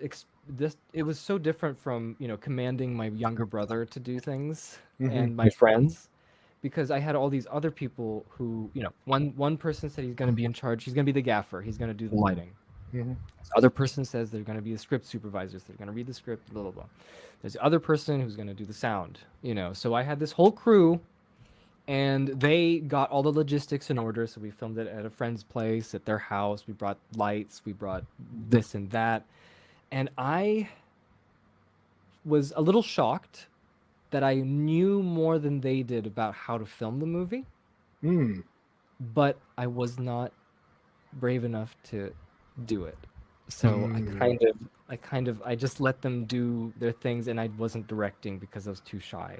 Yeah. To I could direct the actors, but I couldn't direct everyone else. And it just you'll never see this student film No. because I didn't even get to edit it. I was actually away for some reason, and I didn't edit it, so I didn't have Final Cut anyway. Yeah. And the thing is, I didn't even understand the context because they were, the person who wrote the script, she like really like made something that was sincere, and I just wouldn't. I just at the time when I was a high schooler, I just didn't have that. Emotional intelligence to understand, how to. I just knew to cut from there to there to there, and I could make it work, but I wouldn't understand it. You know what I mean? So it was neither here nor there. Anyway, point is, at the end of the semester, we had a alumni trip. So we were finished, and we had this trip. It was optional, and we would go and visit because they had ties with some of the producers who worked on the older Star Trek movies, but in our case, the 20th Century Fox X-Men films. So it was Ralph Winter, who he produced some of the old Star Trek sequels, and he also did X-Men 1, X-Men 2, and X-Men 3, and Fantastic Four. And so here I am. I am 15 at this time. This was 2004 in December. And I'm so excited to actually be able to go on a film set to see them actually make a movie, like in real life, not looking at behind the scenes. And to make things short, I mean, the entire trip didn't just comprise of just visiting that set. That was for one day, right? For like a couple of hours. Everything else was we're going to a post house studio, like we're going to a post facility where they do film scanning, and they do post processing, and they do editing, and they do audio. And so we went to all kinds of different departments within that kind of, I think it was a week.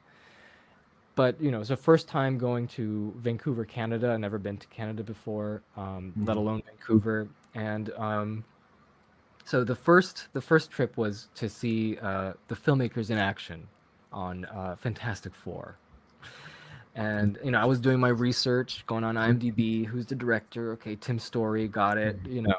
Who's starring in it? Okay, we got Jessica Alba, Ion Grefford, we got Chris Evans, we got who plays Doctor Doom? It's the Nip Tuck guy. That's all the Nip Tuck guy. That's what everyone else said. Oh, Nip Tuck, yeah, Nip Tuck. And I'm like, cool. And Michael Chiklis. Yes. The Thing. The Shield. So I did my research. I was ready. I was like, my purpose for this trip is to talk to as many people as I can and make connections.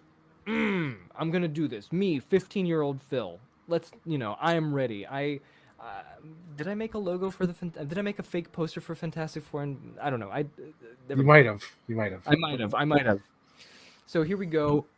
That the night it's nighttime. I don't know. They were doing a night shoot. Like they were working late hours at the studio. It was Mammoth Studios in Vancouver. I don't know what it's called now, but back then it was called Mammoth Studios. The AD brings us in, and here I am seeing a real live studio, and noticing that this. I guess this is probably unique to what was then called Mammoth Studios. Is that it was a massive facility, like a massive studio. It wasn't smaller buildings, like in Warner Brothers or Universal or something like that. And so they would have like a film, like they would have a set there, and then they would have a set like all the way on the other end there, and then they would have like a mocap testing thing over there. And the first thing that struck me was the smell, and it was the smell of fresh wood. It was just wood, So every time I go to an IKEA, into the the place where they store all the the items that you grab, it's like I'm at a film studio. it's like I'm on a film set. So, do you have any questions for me with that regarding what So, happened at that studio. like, tell me like everything, because I know like bits and pieces, because I think I've heard like Okay. little part, because I've heard Jessica Elba on her early BlackBerry. I Yes. heard that you went to the DVD shelf and it was like all Fox films, Yes. No, and no, it then wasn't all Fox films oh, it actually. wasn't, and then It was oh, no. what? Go ahead, Oh, go ahead. so I think what they were shooting, we were so actually okay. So we were actually supposed to go up on the. There was like they were doing a location shoot with Chris Evans Yes. for like when he's doing that snowboarding Mm-hmm. sequence in Yes. Fantastic Four 1, Yes. and we were supposed to go there and meet Chris Evans and uh, whoever was working on that scene at the time. But for some reason, we weren't able to because I think there was a weather change of schedule because like it was just unsafe to go there or something. Yeah. But we went into the studio and they were filming uh, Reed Richards's big Look at me, collab. Reed. Look at me. Yes, they I were am looking filming. at you. They were filming that bit. I'm so glad I'm able to just Yes. talk about this because everyone shuts me up all the time, and I'm just I want to recollect. Can I just recollect and tell the story? Recollect, man. I want to hear it. I am looking at you. So whenever I watch that movie, I always think that I'm like Phil's there. He's to the side. I am there. I am to the side. As I recall, the lab was kind of circular, Mm-hmm. and in the middle is that device that he used to try to get them to unpower themselves. Right? Is that what it was? Yeah, because they want to lose their powers for some reason because they all think they're all freaks. Yeah. Yeah. And I think the funnest thing about these things is that when you build a set that big, the crew and all the equipment has to be put on the opposite side of where the camera's facing, obviously. Yeah. And so we happened to they were setting up this scene, the one that you mentioned, Yes. where it's like I am you looking at you. And so I was able to, there was Michael Chiklis walking left and right with his thing makeup on and everything, and there was Iwan Grufford on the other side. I really didn't get to, I didn't talk to him much or anything, but he was there, and I think I was talking to the makeup artist. We were having a little chat, and they finally started to shoot. And when they're like, okay, we're gonna start shooting now, everyone has to be quiet. When everyone uses action. And then I was like, okay, I get that, but I still tried to talk to the lady a little bit. And she's like, even though I was really far away from the camera and the mic, but it was just like that's tradition. That's the rule. Yep, that's the rule. Yep. And I was looking at the DVD selection that Reed Richards had in his possession. One of them was The Scorpion King. One of them was Lord of the Rings. So I don't know about his taste in movies, but those are the ones that I remember. I think Kill Bill was there. Yeah. So it was just like they just put a bunch of Yeah. movies just to illustrate that it was a filled rack of titles. Yeah. And between takes, so I was able to like wander behind the camera as they were working. I had the good sense of knowing who Tim Story was and seeing him there and not talking to him because he was a director. I can't, I don't want to, break his vibe while he's like looking at that weird thick monitor, handheld, like radio controlled monitors that back in 2004, I don't even remember like that they even had something. It was like an iPad size, but it was clearly like an LED, like an LCD. No, not an LCD, like a CRT kind of. Yeah. Woof, huge monitor. Yeah. And and they actually got it to be like handheld. Yeah. So between takes, there was this. So they were doing the acting. They were doing the I am looking at you. Look at me, Reed. Look at me, Reed. Look at me. It's just when I see it on in the movie, I'm just thinking that's not how I remember it because it was more brightly lit. I remember it being brighter, and I remember myself being farther away, and it was a wide shot, and I could, you know what I mean? Like it's just so. It's interesting when you've actually been there and you see something on film, and it's completely not exactly what you remember because the way the camera captures it is so different. And there was, I don't know if I guess I'm gonna say this because this is kind of like the true story. The true story. Yep. The full version. Me and I was just staring and seeing them set up again, right? And there's Iwan Griffith like just getting his hair, getting his hair done and stuff like that, and we lock eyes. And I just go, and he goes, I don't know what the, and it's just, and so I just so I was just observing them actually filming this, and I was at some point I think I was thinking, man, they're taking a really long time to do setups, and I'm like, yeah, that's how it goes, you know. That is how it goes. And while that was happening, there was all the way on the other side of the studio, they were doing mocap for Invisible Woman's invisible shenanigans. Yeah. So then, you know, we were led all the way there to like this boxy area with like just cardboard boxes, and there's Jessica Alba with her, you know, with the mocap suit. And I just, because I don't, you know, I just know about Jessica Alba, but I don't, you know, I have no like affinity for you know, for her celebrity or anything. So I just went, oh hey, and she's like, hey, because she was talking to somebody else, and I don't know, like, this is the sad thing about, you know, 15-year-old Phil is that Lord. he just, his social, his confidence, yeah, his confidence and the lack of, you know, just being a normal human being because you're a teenager, yeah, kind of shines through. Because I really could, like, I think throughout all this experience, like I was talking to the stand-in for the thing. He also had that the same, you know, arm, the same costume on. He said it weighed like 30 pounds or something. It was like pretty heavy. And me talking to Jessica Alba, like she was talking to assistant to the producer about something, and I was just circling around them, you know, between takes. And then I was like, I think I'm gonna try to get into a conversation. Oh, God. And I hear them chatting about something. Yeah. And she's like, I had to wear this, and I had to wear, you know, and we did so many takes, and I'm like, what are you guys talking about? And she's like, Sin City. Oh my God! I was just gonna say this was before Sin City. Yeah. This was before. So she, I guess, yeah. And I was like, oh, okay. And that's all I did. That's all I said. I didn't say any more. Oh. I thought, because I have this, you know, I just didn't have that.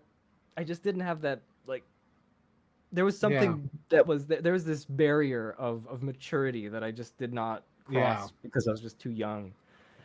I think that is most of the, like, that was the story for Fantastic Four, because it wasn't we weren't there for too long. We just got a taste of what it felt like on a film set. I tried my best to interject and try to be part of the conversation. I failed, but I thought, there's next year. I can do next year. I tried to give Ralph Winter my CDs that I burned of my movies, and I'm like, here, could you watch this, please? I not only give you these movies on my CD, I also wrote down all the synopsises and behind the scenes of how we filmed them. I don't know if one of them was Jurassic Park 4, but like, I don't think so, because it was a little later. But you know, and he was like, yeah. Well, we got to watch the dailies. I forgot about that. We watched the previous day's dailies inside the trailer where they projected. Yeah, so that was fun. There was a lot of Jessica Alba reacting in close-ups. You know, it's just like this. Yeah.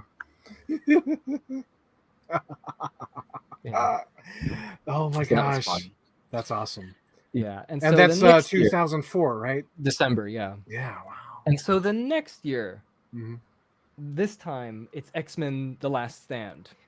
Love X-Men. I'm gonna make and I was 16 at the time. Yeah, and I was 16.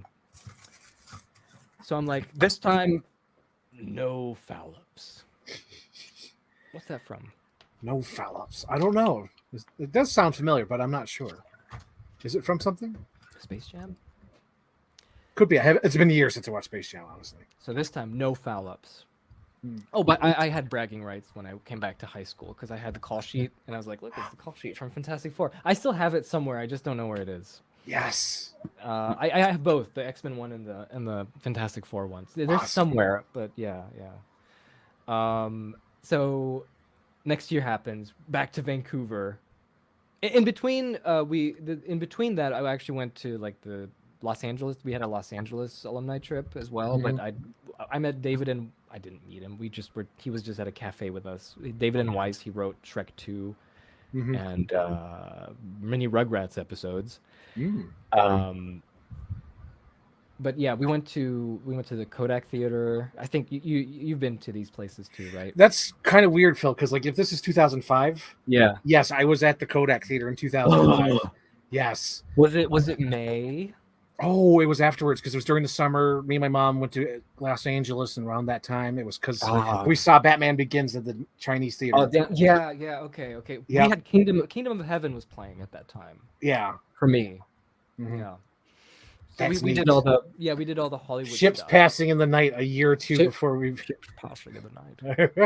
Ships that passed in the night. Oh my gosh, that's awesome. So we did that, but then, we didn't go to any film sets, ironically, when we were there. But anyway, Vancouver. Again. Here we go. Round 2. Okay, so I Fantastic Four, not too into it, right? I barely know the comic. I watched the movie when it came out, obviously, because I was on the. I mean, how could you not? You're in the movie. You visit. You're practically in the movie. It's just behind the camera, right there, and it's like I was in that scene. That's where I was. So, here we go. Vancouver, 2005, September. On we go. I'm like. Okay, so here's one thing that it's been long enough. Yes. The world needs to know. So my the supervisor who went with us, the team leader, as you were, who went with us to the Vancouver trip last year, they switched because now we had a more strict teacher coming into the next round because not that I know anything about it, but it was probably because I was kind of bending the rules a little bit last time. I was wandering into places I shouldn't have. Oh my gosh, on those film sets. And the teacher was like, Phil, you're talking to everybody. I remember him saying this in the Fantastic Four one. I mean, you're talking to everybody, but you probably should just stick with us a little bit. You should probably stick with us. Philip. I didn't. I really just kind of kept wandering around somewhere else, talking to other people, even though I didn't make any progress because of my teenagerisms. But I broke the rules. So we had there was another rebel. There's another film school teacher that I've known who taught at that film school, and yeah, he was a little more strict. He was a little more strict, and it felt like that might be the reason why he came, because they knew that I'm gonna try again. My dad was loose like, cannon. This loose cannon. We gotta keep an eye on this one. So in we go. 7 a.m. Vancouver. It was in. I can't remember the park, but it was a very small, I think it was this very small park somewhere close to the north of the city, whatever that means to anybody. I just remember that we went with a little shuttle all the way up. There was this school that was used as, I'm pretty sure it was a school that was used as base camp. Mm-hmm. You know the terms, right? There's base camp and there's the circus. Circus is the British. Explain it to the folks at home. Okay, because there's people who are watching who don't know. So base camp is what they in the U.S. is what they call the base of operations when they're filming a movie. That's where all the equipment is. That's where all the that's where all the boxes go, and that's where the monitors are. Mm-hmm. And so they were using that for those couple of days at a school. I remember that very well. And I'll tell you another funny story. Just gotta remember this. Okay. So I'm much more familiar with X-Men, and we go in. It's 7 a.m. We're at this beautiful, redwood, almost redwoodish, foresty glade. No, forest. Yeah. Oh my God, I remember now. Oh my God, it's coming back to me. Go ahead. Yeah, and it was this, and I noticed what. Yes, there's that too. Okay, yeah, okay, come on. And I noticed it was like 7 a.m. The sun was coming up, and I noticed all these bags of fog machines making all that fog, all that density in the air, because that's what you do. And I'm like, I got a fog machine. My dad bought me a fog machine, and we used it to thicken a lot of the light for the lighting and stuff like that. And I thought to myself, this is what I learned just by myself, just by observing a movie and emulating it with a fog machine. they have to use this all the time in movies. So I came there and I see they're using the same fog machine, and I'm like, not the same fog machine, but they're using the fog because they just got to get that beautiful look. And I'm like, I was right. I got it just by observation. I got the concept of like getting that fog machine and like, enriching the picture with fog. Anyway,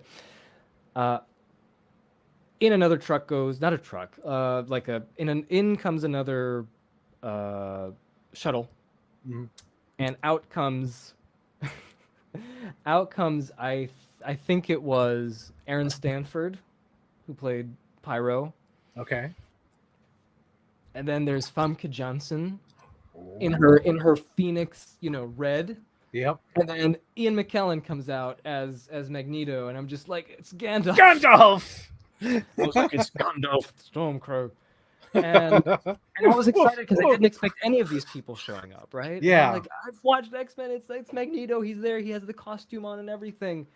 And it was so exciting. I was like kind of like really hyped to just get into like the film set where they were actually setting up the shot. Yeah. And I was just like, and the producer Ralph Winter, he saw me again, and I was like, "Hey, remember me?" He's like, "Yeah, I do."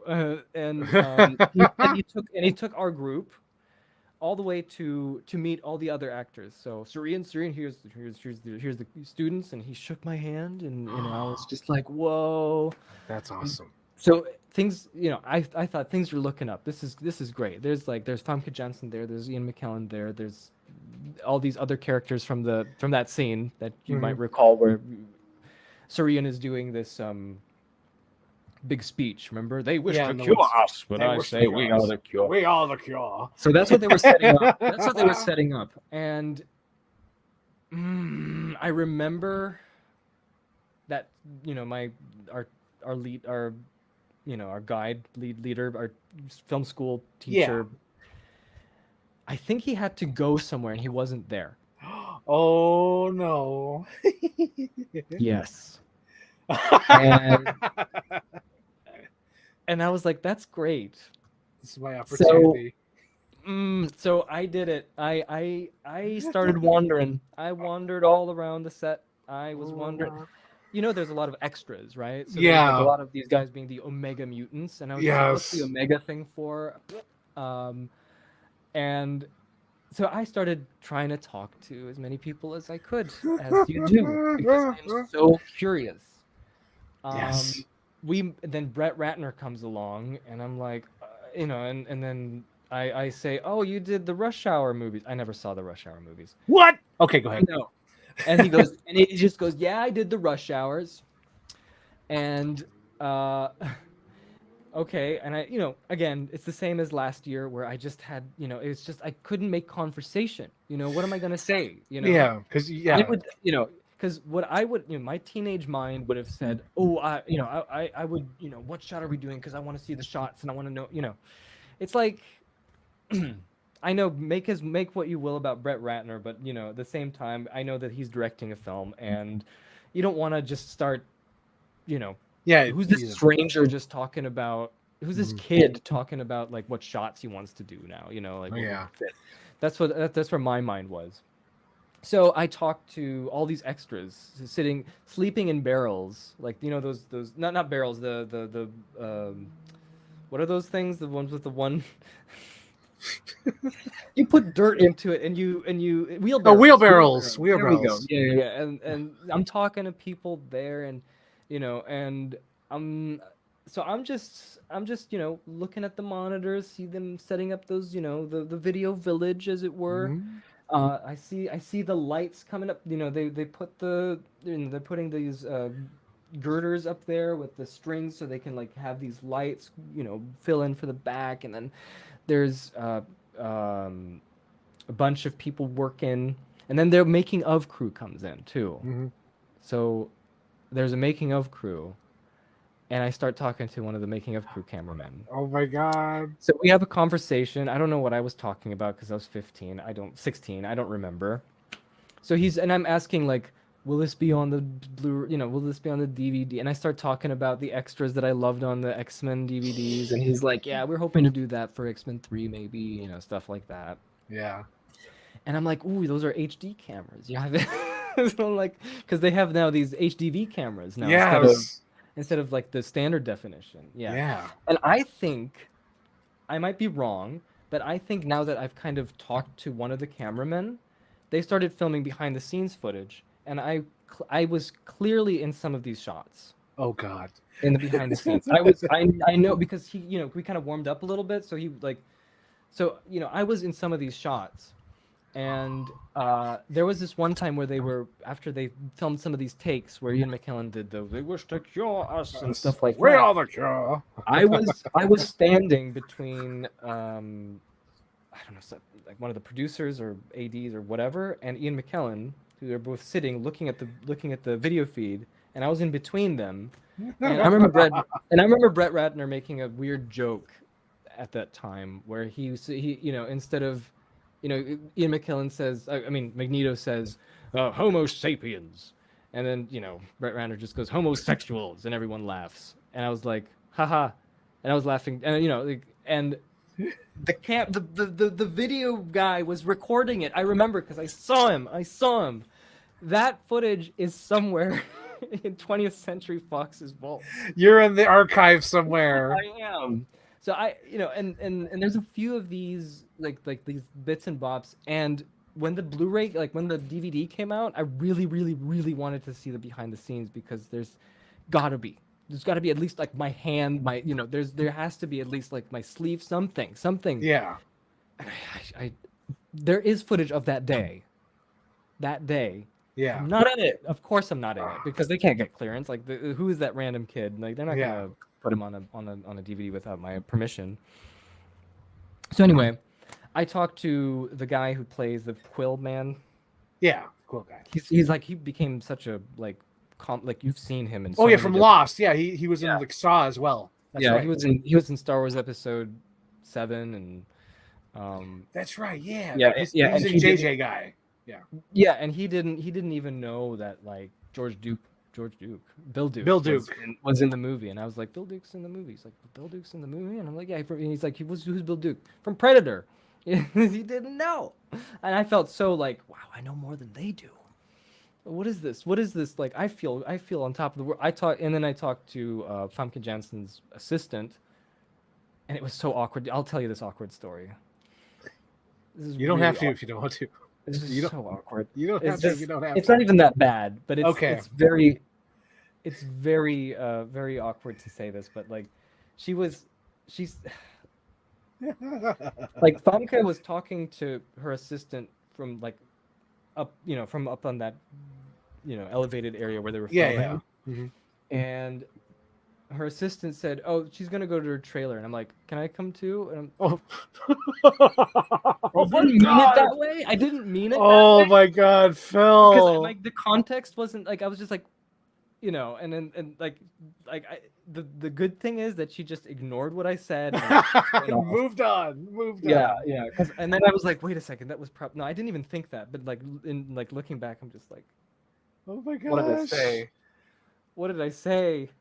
And I guess the thing that I remember the most is that I got to hang out is a very big stretch of the loose term, because what I hated about that thing is that I didn't realize I didn't want to be the person to bother the famous people that I knew, because I thought, they're famous, there's probably going to be some bouncer who's going to say, get away from them, right? Yeah. In my head.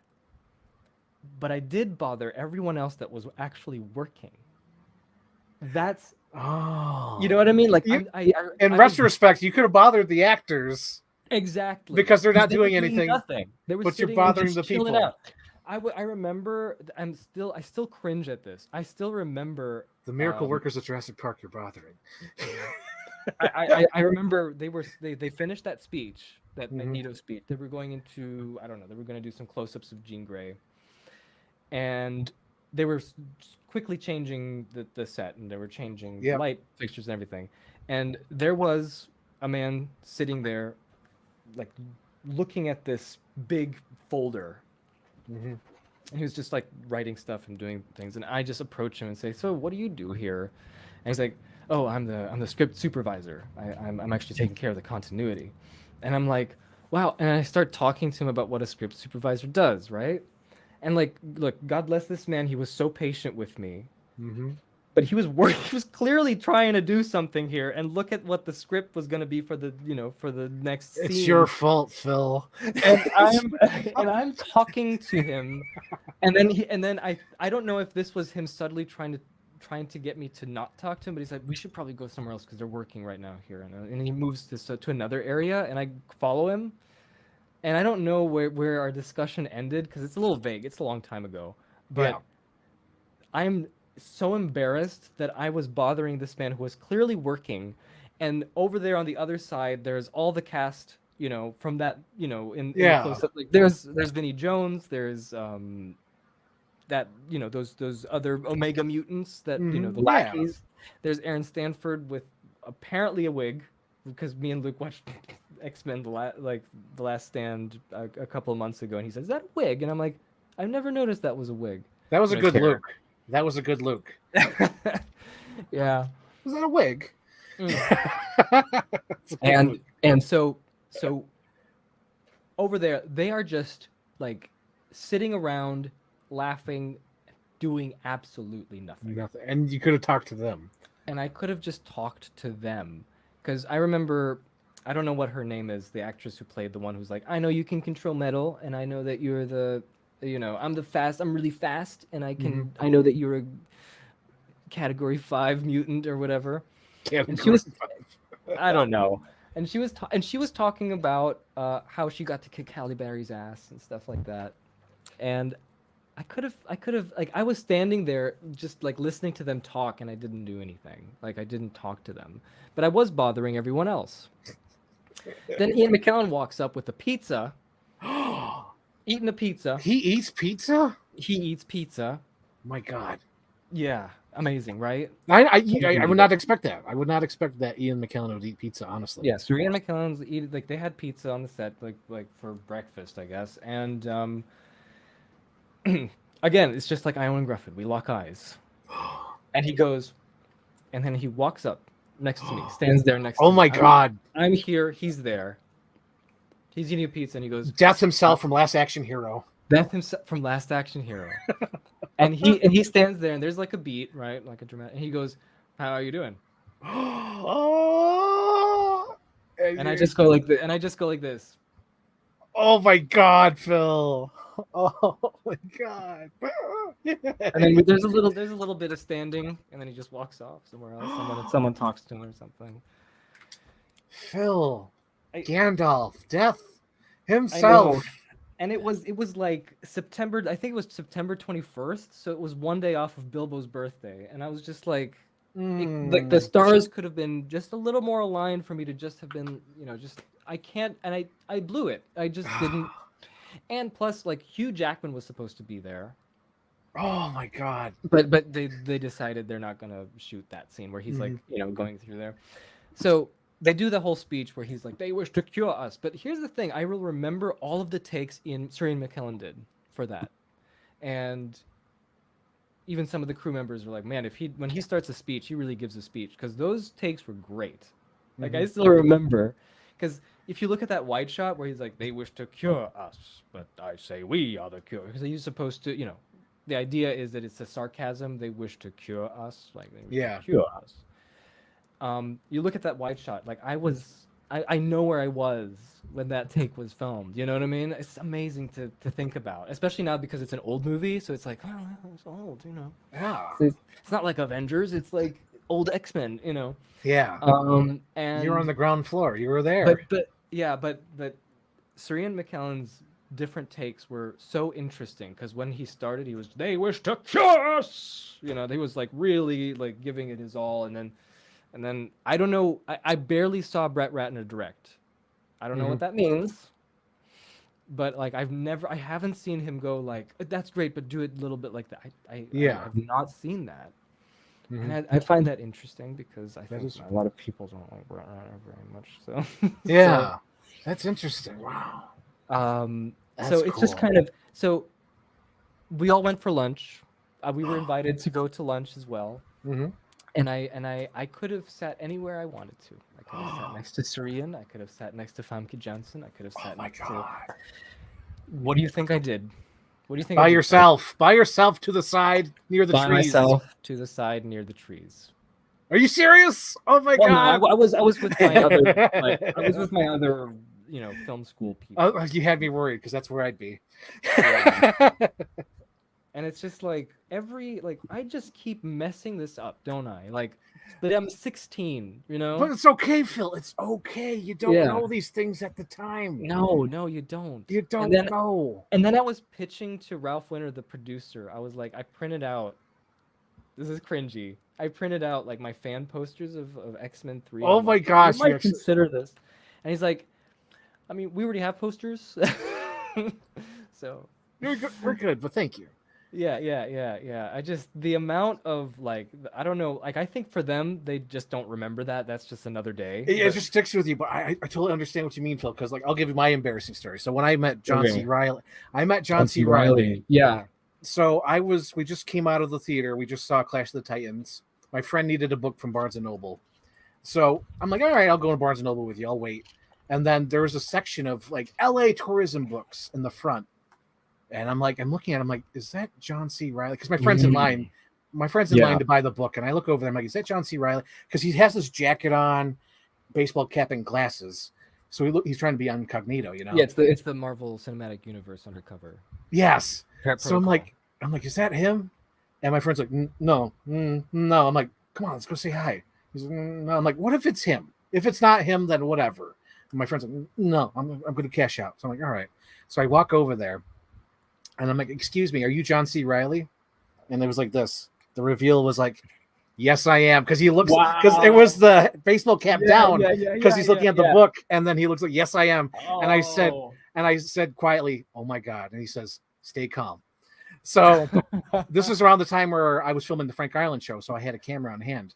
Oh, wow. So I'm like, can I get a selfie with you or, picture? And he says, yeah, sure. So I quickly took a picture.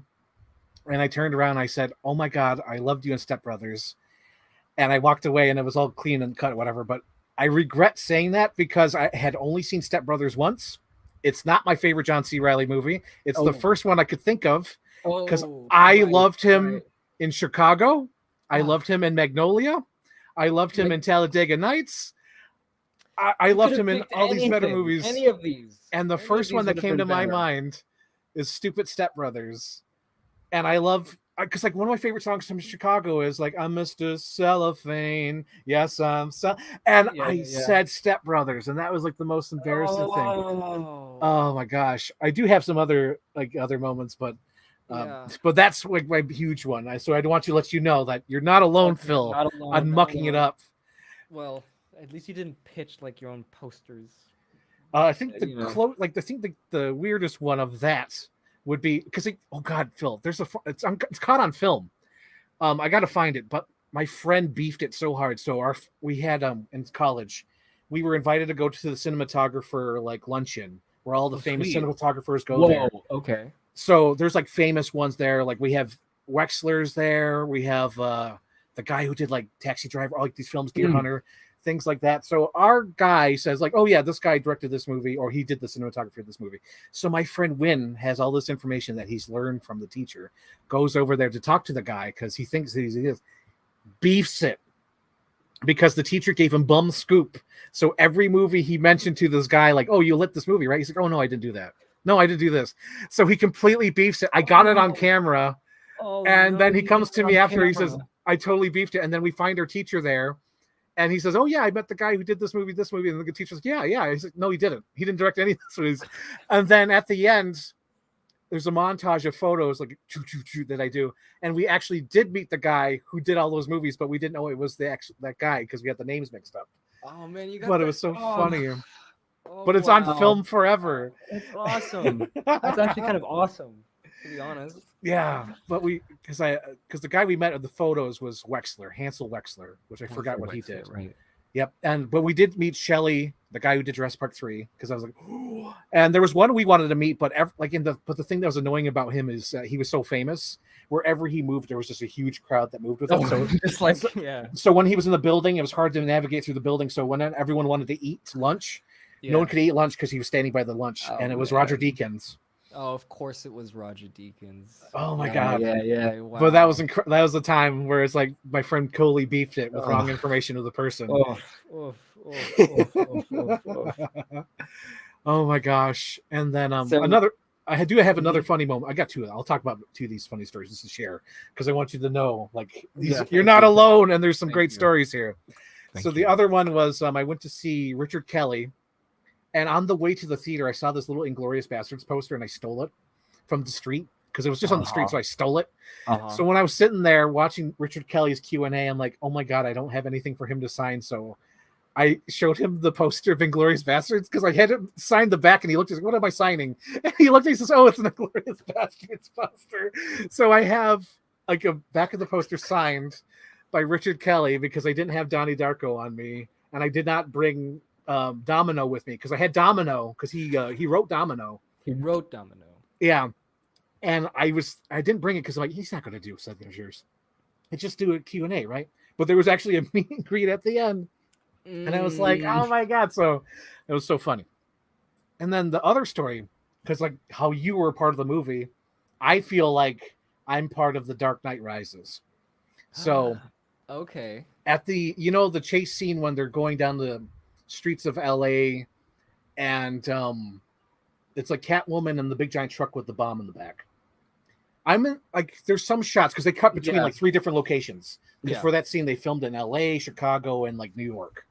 So some of those shots are definitely where I was to the side with my friends. I was there with Alan, Polaris, and like some other film students because that they knew. I only knew Alan and Polaris, but it was so fun being there because we were hiding out at the subway because there's a subway right around the track, and there was a guy there. I guess must have been like the gaffer or whatever. But whenever someone asked, like, "What are you guys filming here?" He said mayonnaise commercial, and we would all giggle. Wow, because we knew it was not a mayonnaise commercial, but these people, because like they saw the truck and everything, it's like you would obviously know that's from the Batman, but they didn't know these people there because they didn't watch movies. We said we're filming a mayonnaise commercial.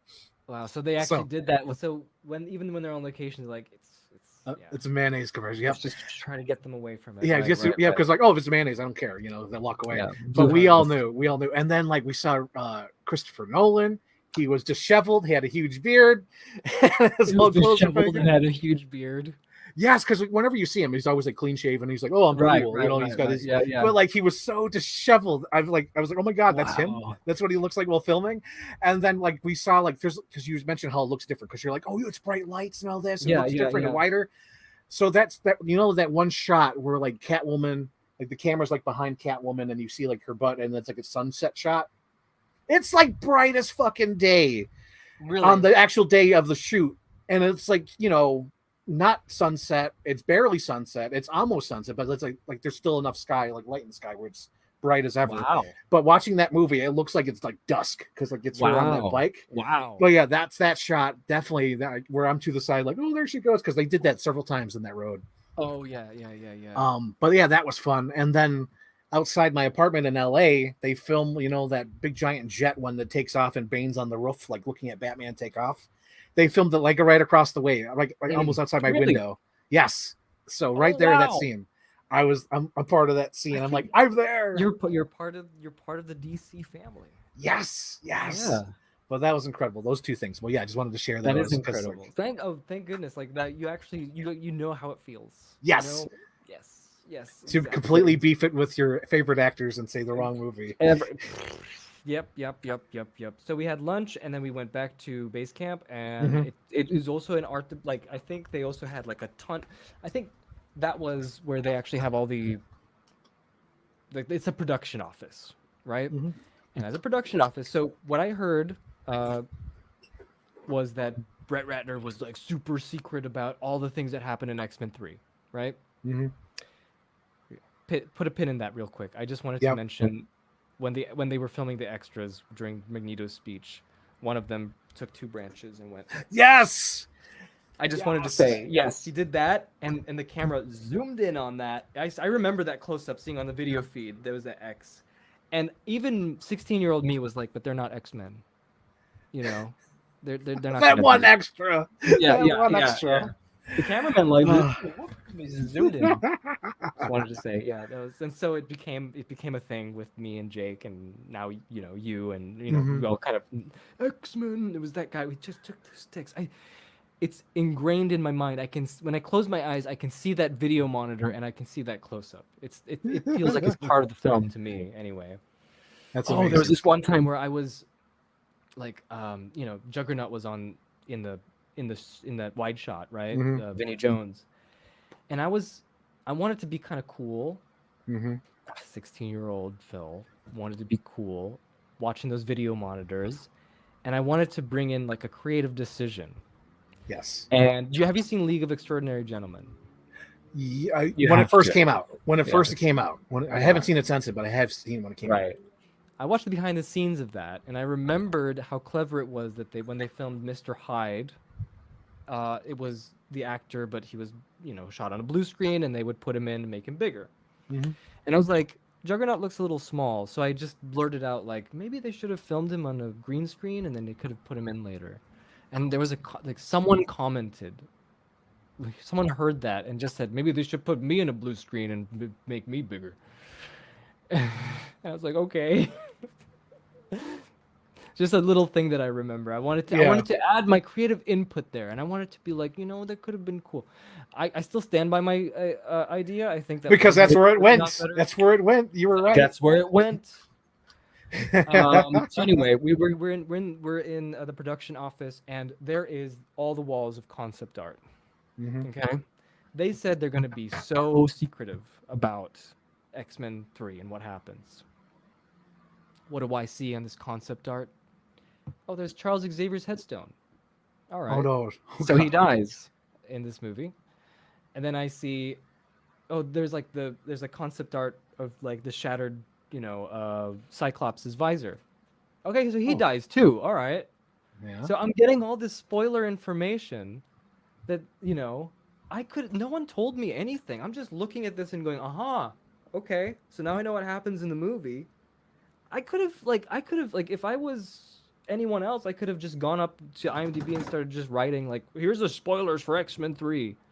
No one stopped me. No one said anything, and they were like being really secretive about it. Anyway, I think that's the extent of my no. Then you said a funny story. Did you have a funny story? Because I remember you said, "Hold on, put a pin in that." Was that it? That was a funny story. That was the okay. Yeah, Okay. I just was spoiled the entire movie, and I could have easily told everybody about what the movie was about. Anyway, we went from there. We went to Vancouver Studios, which was it's still a facility that operates today. It's studio facilities. We went through all the sets that they had, which was kind of cool. It was the X-Men hallway. I was able to see it. It wasn't lit though. Sadly, it was just it was in the dark. But I was like, X-Men. This is, and I wandered up to, I guess to the chagrin of other people, I wandered up to the actual door. I really wanted to touch the door, and I touched the door, and it was a nice, brushed steel, and I was like, this is pretty solid. Then we went to the White House. Wow. It was also not lit, but it was the White House. I was like, cool. I remember X-Men 2 with, Nightcrawler and all the cool stuff that happened there. And then the X-Jet was able to sit in the X-Jet. Ooh, nice. Kind of nice. Yeah, that's I actually tried to strap myself into the X-Jet, but I didn't understand the buckling, how the buckles work. So now I understood how Rogue was unsuccessful and just got sucked out of the ceiling in X-Men 2. Anyway, I think that's the story. And then at the end of it all, Ralph Winter says goodbye to everybody, and I just come in and go, here's my DVDs. Could you please look at it? I did it again. I was like, could you please, promote the Phil. Yeah. And I was like, could you please do that? And he's like, I will. And I was like, and then before I left, I said, please look at them.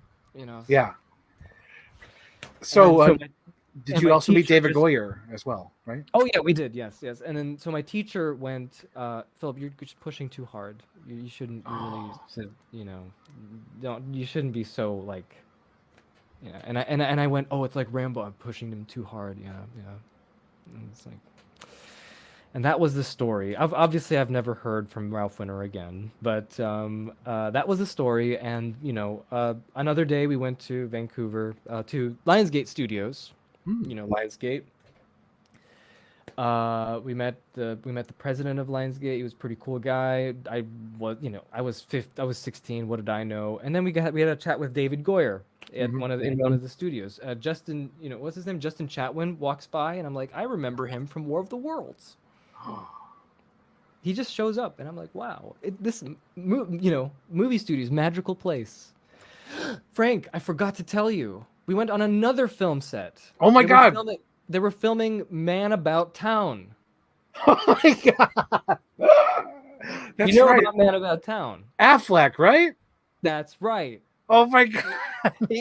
It's like some office scene. I've never seen the movie. I've never seen that either. Okay. And they're all looking at the video feed, and I'm like, hey, and he's like, hey. That was our conversation. I totally forgot about that one. Yeah. Oh my God, Affleck. Yeah. Filming Man About Town. And you have to get these nice little like little booties you have to put on your shoes so you don't stain the carpet that they were filming the set on. It was funny. Really? Yeah. Wow. That's wild. So that's it. So and then we talked to David Goyer, and it was the funniest thing because one of our one of the people in our group was like, I'm gonna tell him, man. And he was talking about this for like the past 3 days. He was like, when we watch Batman Begins, that kid, it's like I'm gonna ask him. That kid that Batman gives like his, what did he give that kid? Oh, the goggles or something. Yeah. Yeah. I'm gonna ask him if it's Robin. I'm gonna ask him. I gotta know. He wrote the script. I gotta know. So we had a conversation with David Goyer, and then here he comes with the question. So, in Batman Begins, and David's like, yeah, the kid, and he's like, it's not Robin if that's what you're thinking. He's like, oh, I wanted to know. Yeah, we just had a talk with him. I was kind of distraught because I was discouraged because we went to Electronic Arts the day before, and and they said, please keep your cameras.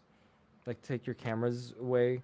Like, don't, put them in a safe box because you don't want to take pictures there. Yeah. This is before smartphones. So, yes, our camera's like this.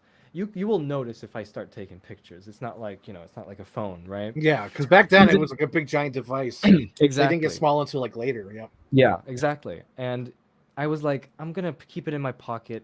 I'm not going to declare it. I'll just take it with me. I'm not going to touch it. I'm not going to take any pictures. Rebel. Yeah. And we went through the tour. We finished. We go to the cafeteria. And then I'm talking to one of the teachers. And then I blurt out that, like, oh, yeah, I mean, I had my camera this whole time. I just didn't, declare it. I thought everyone's going to be like, yeah. I mean, you didn't take any pictures. Nah. Nope. Everything turned into, Philip, you had your camera and you didn't declare it? And then I was just told off. Like, it was a grilling. Like, they invited us here and you had your camera this whole time? It was just like, they were mad at me. They were so mad. And I was like, at the end of it, I was like so destroyed. Like, I was just like, I did the bad. And they were like, we're furious. We're gonna call your dad. We're gonna tell him. It was just that kind of level of like security breach that I didn't know that I that Rebel. happened. So the next, either it was the next day or the same day, we went to talk to David Goyer, and I didn't even want to talk to him. I didn't want to say anything. I was just on autopilot. I was just, Here's a picture. I was just destroyed. So I think that is the end of this film trip that I had. Yes. So now you have the pretty much complete account of my days visiting in Vancouver, Canada. Beautiful place. I would love to go again. I fell in love with it like when I was there. But as a 16-year-old, I was like, I was listening to the score of X-Men 2, like as you do, while there, and I was just like, it feels like X-Men. I want to live there. you know. Mm-hmm. So, Yep. so that's it. Thank you for this extended Yes. storytelling of my when I was a kid, visiting film sets and breaking rules, Yes. getting yelled at, um, It sounds and fun though. You did it. I You did did. it. You did it your way. I did it my way, and they tried stopping me, but I still kept, wandering about. Mm-hmm. So And you I and I mentioned. Oh, I insisted. I insisted. I was like, "Can I come the next day? I want to go the next day." Like, and then the teacher was like, "No, we have all this other stuff planned the next day." And I'm like, "But I want to just go on X-Men again the next day." Yeah, I couldn't. And I was telling some of the crew members, I was like, I might be here tomorrow. 'Cause they're like, they're like, okay. okay. So you mentioned War of the Worlds, and I wanted to ask you about this. The Yeah. infamous behind the scenes of Spielberg drawing. Oh, there we are. Can you Yeah. talk about that? Okay. So let's go back to the making of Jurassic Park. I'm Okay. watching it. It's the one hosted by James Earl Jones. It's the 90-minute special. Mm-hmm. Spielberg talks about prepping the movie, and then he starts saying, "So I was in there boarding this sequence," and then they show a montage of the storyboards, and I'm like, "Whoa, Spielberg is also an artist. Are all directors like, artists?" Like I'm just like he's really good, and he can do that and make movies, so I have to do the same thing. So I got to start drawing better because if Spielberg can do it, that means that everyone can do it. Like every filmmaker has to be on top. And also like some of these like for lack of a better term like some of these, like like the bullshit that's being talked about on IMDb in the forums that they Mm-hmm. I remember like some of these things stick into my head a lot. Like when I was a kid and I was reading, and someone said, "You got to be the fittest person in the world to direct movies. You got to have like the stamina of 5 men because you're out there every day, doing." And I'm like, so I have to work out every day. I have to be a good artist. I have to know everything.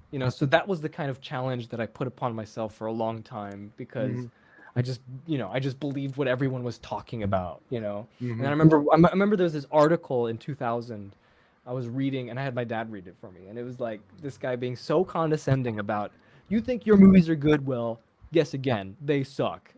You're not Quentin Tarantino, you're not this and that. Don't do this, don't do that. And I'm like, I gotta learn all these rules. I don't want to be like what this guy is saying in this blog of his in the year Yeah. 2000.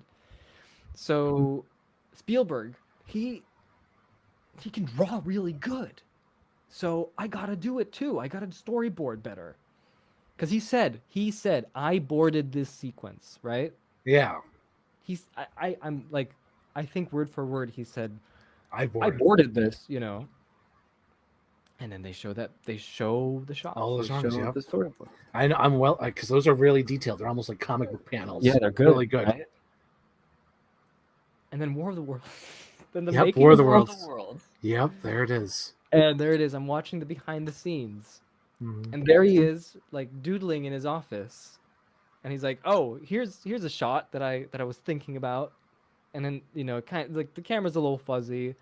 And then to my utter shock, it's I I can't make out what is being drawn here either. And he's trying to explain, this is supposed to be a hand looking up, and this is the and I'm like, "Wait." And I go back to the making of Jurassic Park book and flip the pages, and I'm like, "Wait, this is the storyboard artist. What's going on?"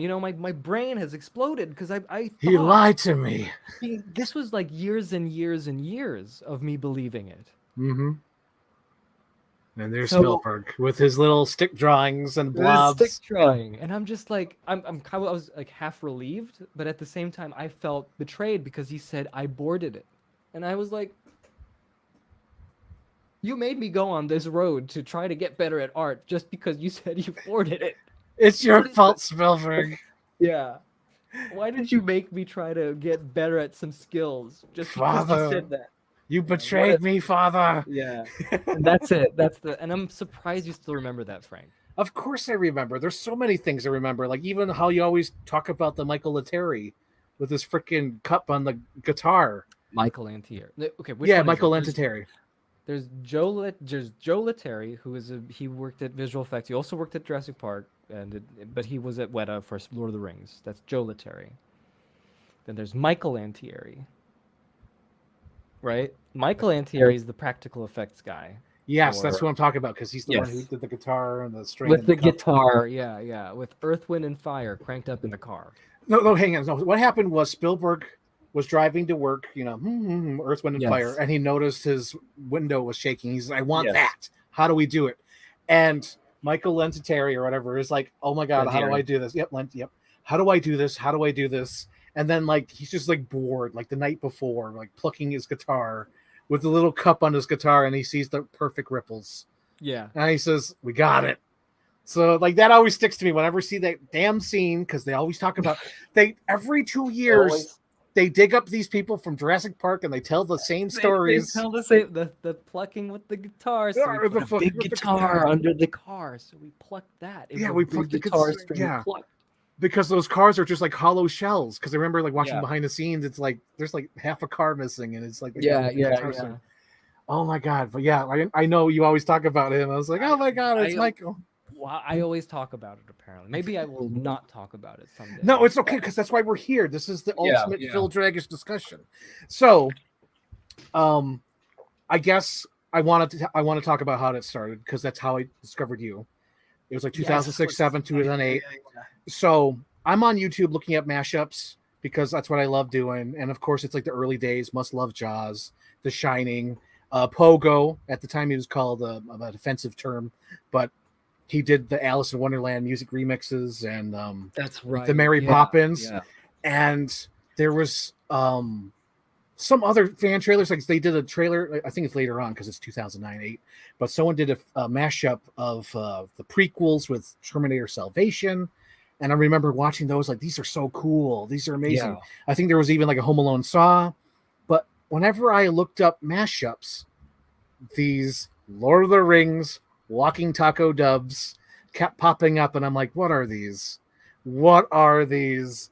And I would watch them. And I fucking loved them.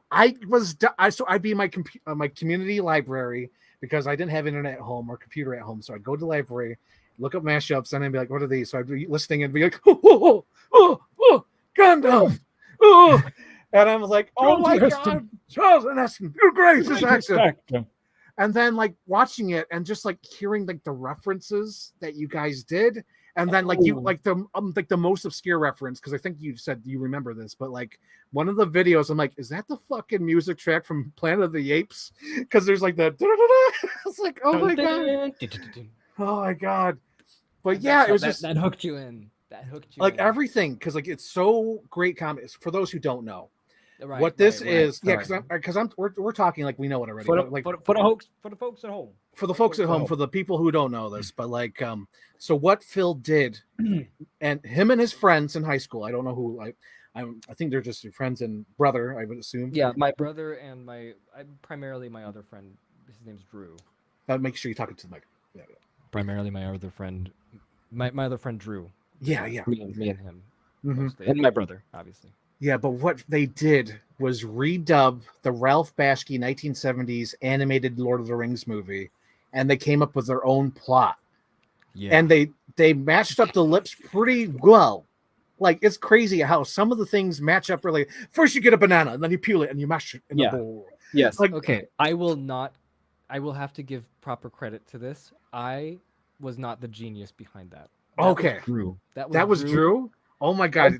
Every clever joke is most likely Drew. He was excellent at that. Especially noticing the sync. Like what you said, the lip flaps and everything. Yeah. He just like ad-libbed that, and it was perfect. And then I just performed it. Yeah, so. You just like you did great because like all your voices are freaking Aruman, Saru Aruman. I am no longer Charlton Heston. Yes, I am Aruman. What in the books it was Saruman? Who cares what the writer Tolkien thought? This manicure gives me the right to name myself whatever I want you to call me. Holy shit, it is so good. And I would watch that constantly. Blast from the past. And just like sit on the edge of my seat for every new upload. Oh, wow. And when I got to college, I showed my friend Jim and Mike it.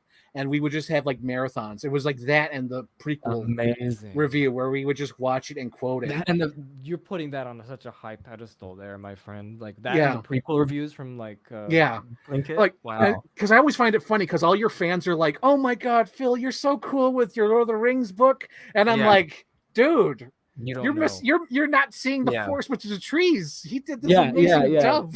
You don't know. You You don't know, what's man. inside the You don't cave. know.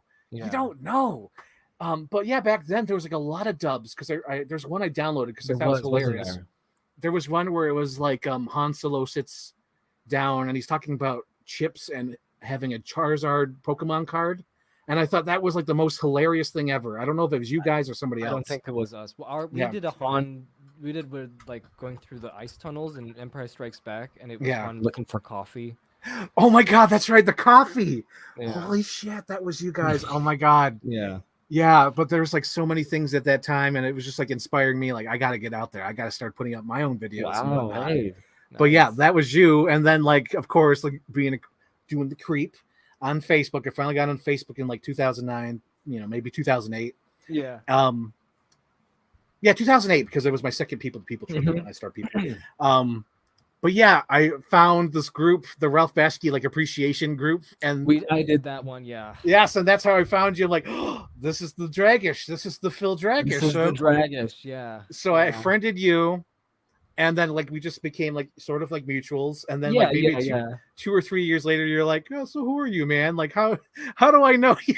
Oh, was that it? Did I really say that? Something along those lines. Not exactly, not word for word. No, it's okay. It's okay because it was like I would comment on your stuff, and I was like, "Oh, I discovered you through that." But then it just takes off from there, and we'll talk about it because what do you call it? Jacob Jacob asked about it. He mentioned it. And we'll talk about it. Wow. Yeah, I got to go through it. The Beck. I noticed on top the Frozen fan art. So we get to that. Fire and Ice. Whoever DreamWorks is amazing because you noticed Fire and Ice. Necron! Because I think it was you who did this first, and then I did that for my Frozen YouTube poop. Oh, is that what it was? I thought no. I think you was it did me? That. No, Are you sure? Don't remember. Yeah, I don't. I'm not. So maybe it was me first, and then you did it.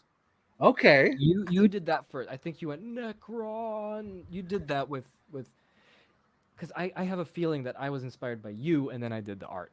Yeah, and then I have the opposite, where I think I saw your art, and then I did it. So I'm not sure, but anyway, like I'm pretty sure it was you first, though. Okay, so. All right. If you say so. I still think it was like you who drew it or whatever. I'm like, oh my God. But yeah, I love this piece of art because I think it was like my profile, like not, like the banner for a long time. Yeah, was this. Yeah. Because I love this mashup so much, and it's an excellent mashup. It's so good. Yes, so perfect, right? Yes, it was perfect, and we did several collabs, and then there were some times where it's like, hey, can you do this voice for me? Like, just use the clip, and then I use your clip, and it's so great. And there's people out there who will comment on the Frozen Unthought and be like, are you talking about that one anime? But it's like, I'm just a duck. And I cut to Anna with the duck bill. And then like people actually duck. Oh my God, because I would use you and Jake for like voiceover or gags in my videos. For our podcast or something. Yes, it was so great. Yeah. It was just great. Yeah. That was awesome. Then you did ask me to do some voiceover. Yes, the Captain America Winter Soldier, which started as Captain America. Winter Soldier. Winter Soldier. Oh my God! But yeah, so that one I feel like I lifted too much from something I was inspired by, but it's okay though. But at this point, because I'm like, it's fine. I don't know. We all rip off each other. Yeah, we all rip off each other these days. But like back then, like it started out as a Punisher fan trailer, but then I'm like, it's more interesting if I use clips from Captain America. And as I was making it, I'm like, you know what? Phil has done voiceovers from the dub and your book reading, the audio book.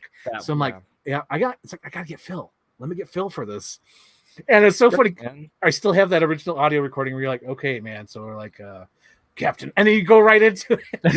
It feels like a part of like history. It's like the will and the scream. It's like, because you have the before, and then you have the right moment where it goes into gear. Yeah, but it's like every time, like sometimes that comes up, and then I'm always I do talk about you, Frank. I do, and I'm like, he's like really, like, I always keep saying, like, Frank's really good at like editing this stuff. Like, I have no idea how, like, where your mind goes when you actually get these clips. 'Cause that is unfathomable to me. I wouldn't be able to do that if you gave me 3.5 years. Jesus, I took 10 years on that one video. I can't. I still think about that. I know, but like, you had lots yeah. of breaks in between. I don't know, but it still amazes me. Like that idea, like I couldn't get rid of that idea. I didn't just stop. I kept on. Like I need to make this, and now it's finally done. I still can't believe that. Right. Specifically, the Kristen Stewart project. Specifically that. The Kristen Stewart project. Because that is a long insane. time. Yeah. But like there was one where I came up like last minute, like, you know what? How about I try it? And it was that Jurassic World one, another one you helped. Oh, the Jurassic World one. Yeah. Yes. That's the one that I don't remember very well. I don't even remember what I said. You don't say much. I think you just say like history has a chance to repeat itself or something. Oh, yeah, okay. And like both of them were amazing. Like when I watched the Jurassic World trailer that you did, like I don't know what movies you got to make this all work, Yeah, because that one was crazy. Amazing. That was like my first like deep dive into like actually like let me try other movies. Yeah. Because I think before then I was mostly like, I'll keep to these certain amount of movies, but then with Jurassic World, it's like I did a deep dive. Like, let me do some research. I'm not fucking around here because so many people out there will just like use footage from the Jurassic World movie and put a filter on it, and that's it. It's like I didn't want to do that. Lame. It is so lame because there's like history of like there's hundreds of thousands of so movies. Many dinosaur movies, yeah. And it's like you could do it before the 2000s, yeah. But yeah, that's really what. Good. Yeah, that's what I did. Did I tell you that the Captain America got me a little job? Yes, you did. But tell the folks at home. Tell the folks at home. So after that Captain America Winter Soldier, I had that kind of like 80s gruff man voice going right all throughout the trailer. Double crossed, set up, I love for dead.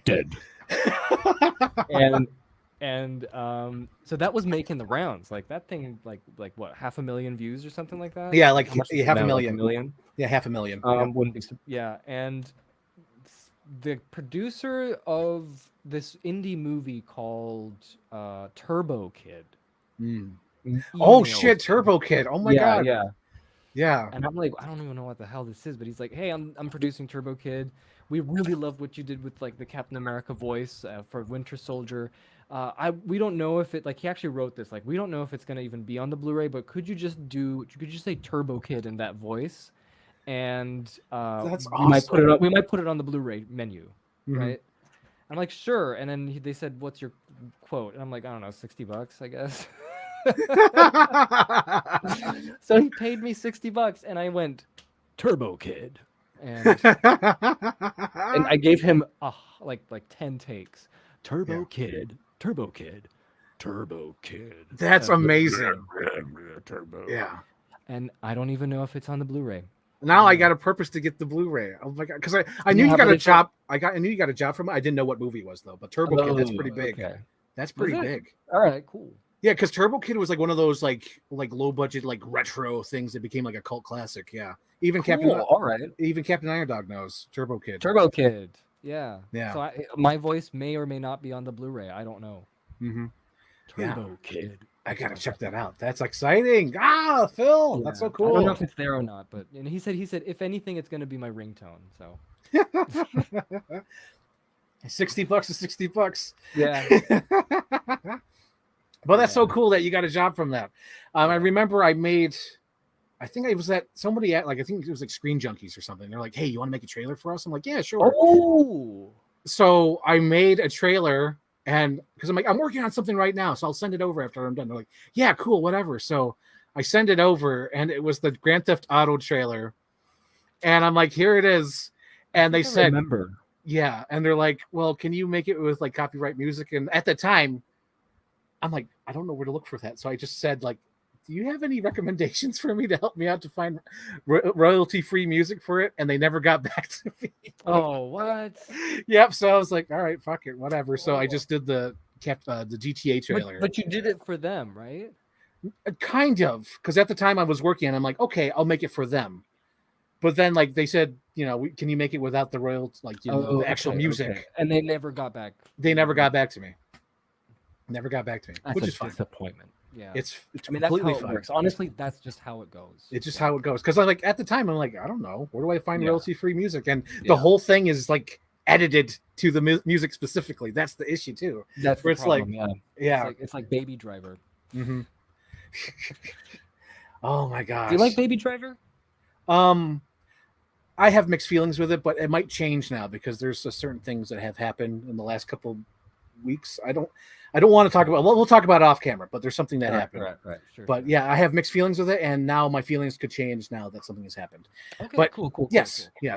But what else to see? Is there anything else I missed? We could talk about Michael. We talked about the Rob Harkins, Lord of the Rings dub.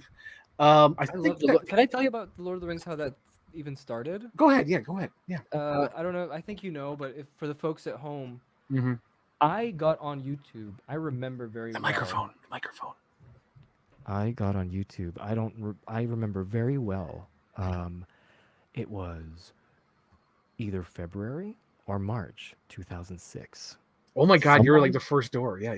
Oh my God. Someone told me there's this website where you can actually upload videos on a website and watch them.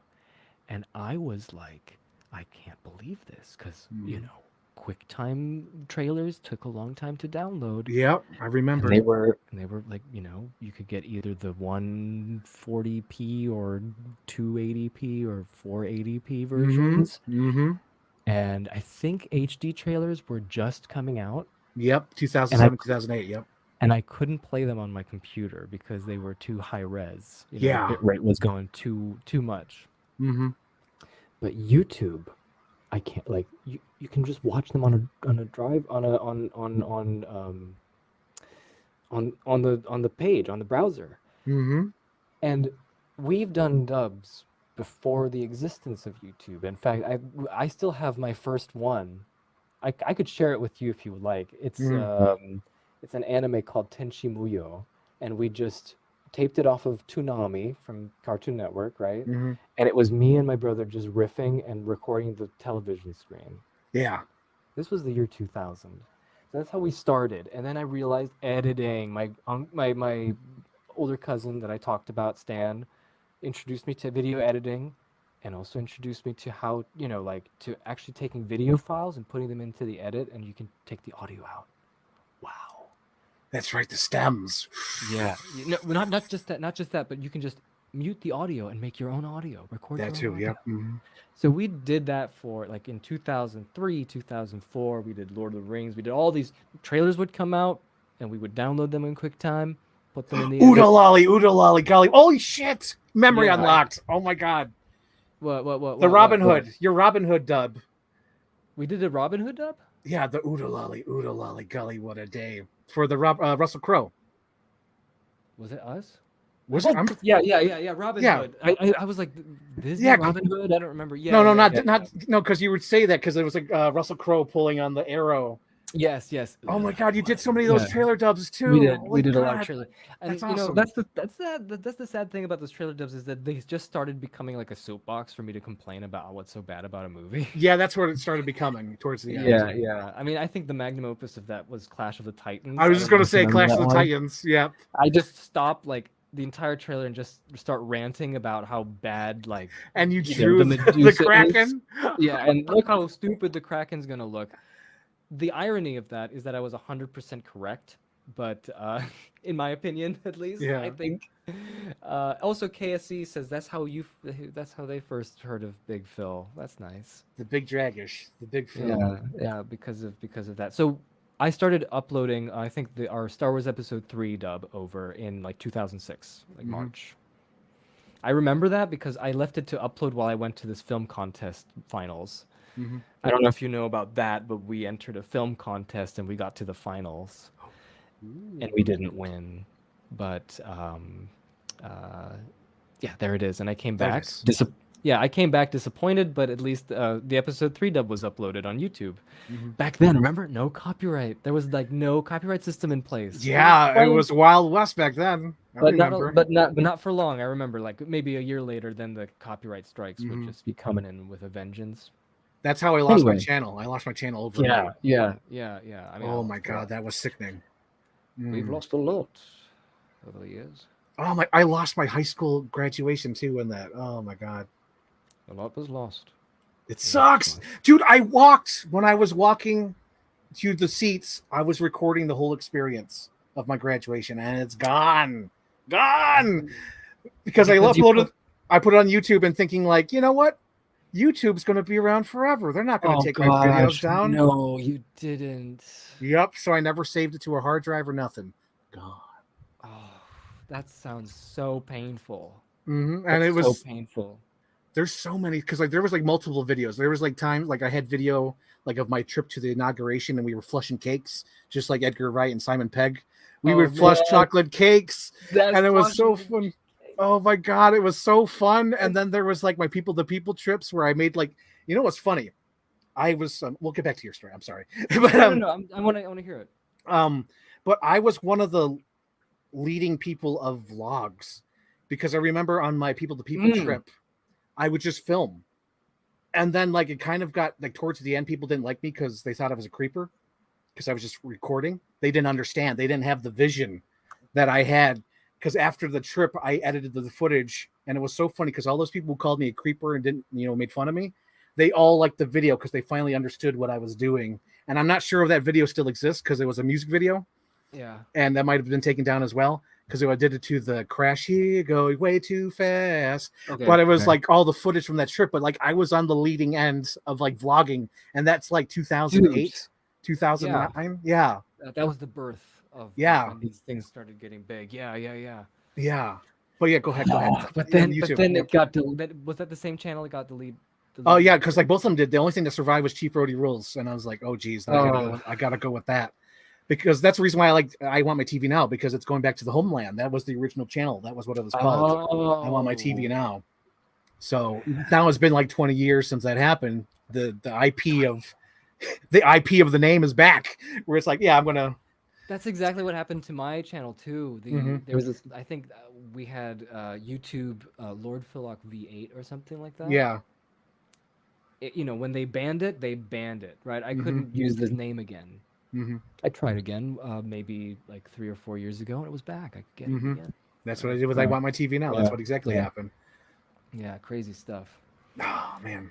Yeah, but yeah, you were uploading to YouTube and stuff like that. Yeah, we made trailers, and back then we thought that 300 subscribers was so much. I remember. Oh, yeah. I still think it's much. Yeah. I mean, to an extent, yeah. But like, I remember. But like, the thinking of because when you get 300, as an example, because that's how many we got, and I don't know how many we had. I think like 1,000 at that point. Yeah. You have that many, and you think, but that makes you like the top. 10%. Automatically at that time. Yeah. And we did the Lord of the Rings dub because we just kept doing scenes, right? And then realized that we were like 40% through the entire movie already, and we thought, let's. Same thing with my Little Mermaid video. Yep. There you go. Yep. Yeah, and we just finished it. We just got it finished. And did I the DVD, right? We would actually send. Yeah, you actually did a DVD. I never got sent one, but yeah, you did DVDs. You never sent like a request for me to. No. Oh, you didn't. No. So because at the time, DVD. No, I never got the DVD. Oh. I always watch the cut that's on YouTube. I think I have like downloaded versions on like every hard drive. Oh, okay. Yeah. So I'm good. I have the full thing, but I don't have the DVD of it. Okay. I think that's why I don't have a DVD, because I had the copy on like every piece of media I own now. So if anything happens, the world ends, I have 20 copies I still have the dub. Can I go home? I feel humiliated. It's so good. Oh my god, and the popcorns. And the whole argument of the animated Gollum versus the movie Gollum. Oh yeah. Oh my god, it's so good. Yeah. It's so good. I love that shit.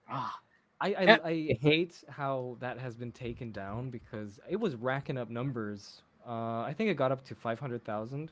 I mean, that's not bad for like 3 years or whatever. And then they took it down. Does this happen to you? Because it's a personal thing to me because I made it, right? But like, whenever someone makes a retrospective of the Bakshi Lord of the Rings, I'm like, please, did someone notice the dub? Will someone mention the dub? Will someone mention the dub? Yeah. Never happened. I've watched enough videos of people talking about the Bakshi Lord of the Rings, and not once did anybody mention that.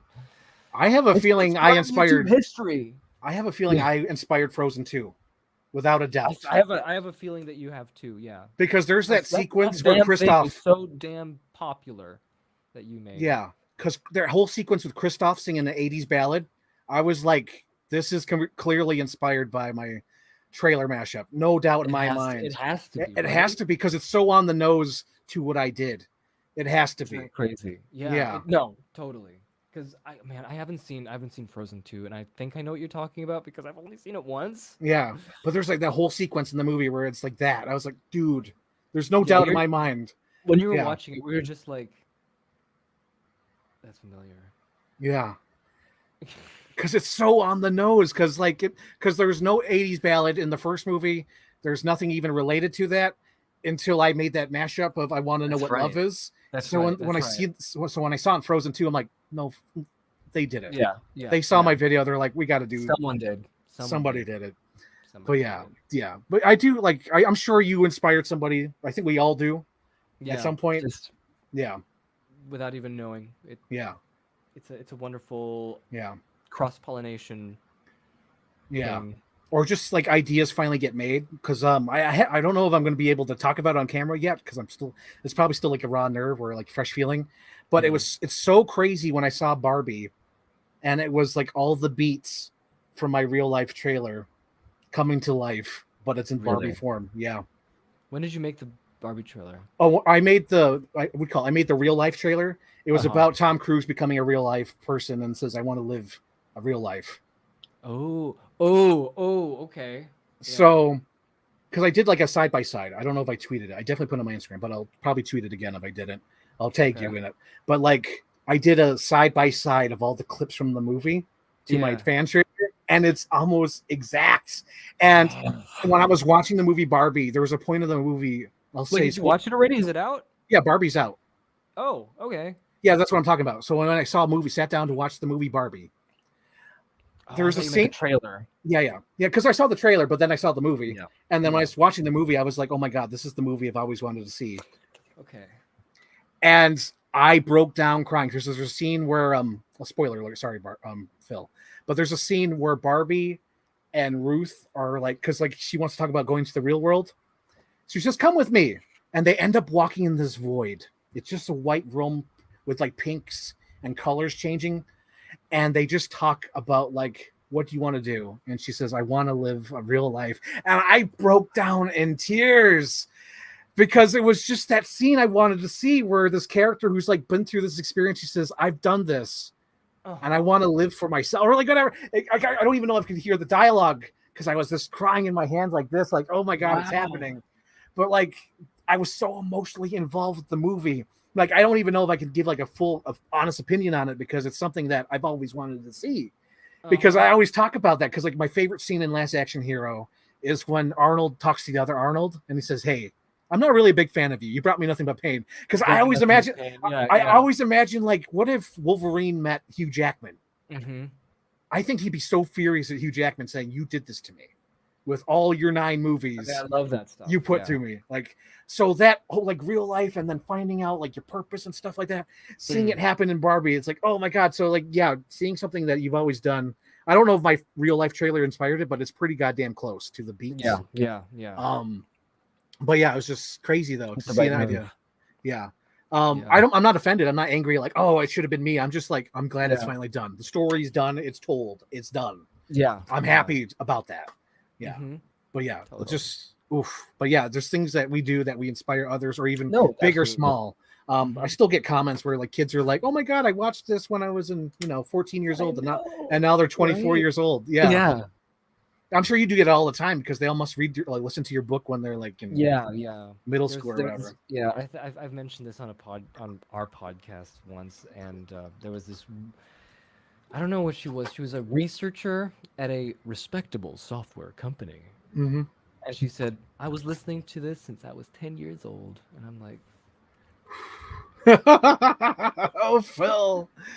I'm not like that yet. I'm just shocked. I'm more of the guy who turns to dust. I love it. I love it, but I feel like, how is this person an adult? Like, this was just like, I did this 3 years ago. I did 13 years ago. You know what I mean? Like, yeah, it feels like it's like a short time, but it's actually like, because like all my videos now are getting there. I think they're all past the 10-year mark. All my platforms, which is crazy.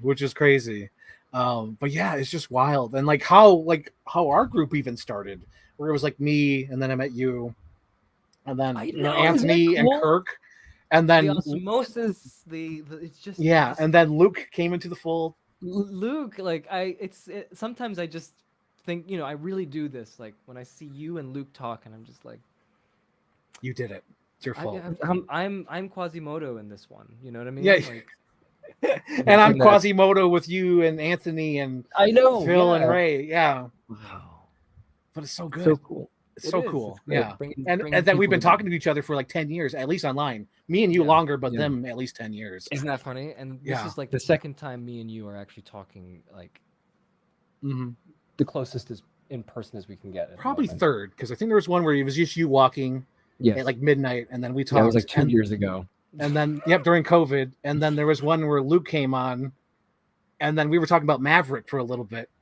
So that was like last year. Right. Yeah. And then I think there was one where it was like me, you, and Anthony's like, why am I here? Because we were talking about like Spider-Man or something. Spider-Man. Okay, so the thing I want to close with, I guess, is like, how the hell did Luke come into your life? Wow. Because how this man, this Luke, yes. How this man, how? So since Luke might have a different story, because I might be foggy. Because like the honest truth is, I don't really remember specifically how he did. Oh my God, he's always been there. Because way back in 2004, so I have not yet gone to my trip in Vancouver yet. I was in high school, and my neighbor was a friend of mine since childhood. We have pictures when we were in preschool together. He had a band. Luke happened to be... See, now this is where I'm foggy. I don't know what Luke did, but he was in that band. This not death metal, like this metal rock band. I don't know, Luke. If he's listening to me, he's gonna start laughing and going, "It wasn't this," and I'm like, I don't remember because I wasn't even in that band. But Luke he was in that band. Yes, Luke was in a band. I hope I'm not messing this up, as I don't remember. And and I did graphic design for this band, and Luke saw it and was like, "That's pretty cool." This was 2004. And he lived in a different town than mine, so we didn't live in the same town. He lived up in Pendleton. I lived down in Anderson. And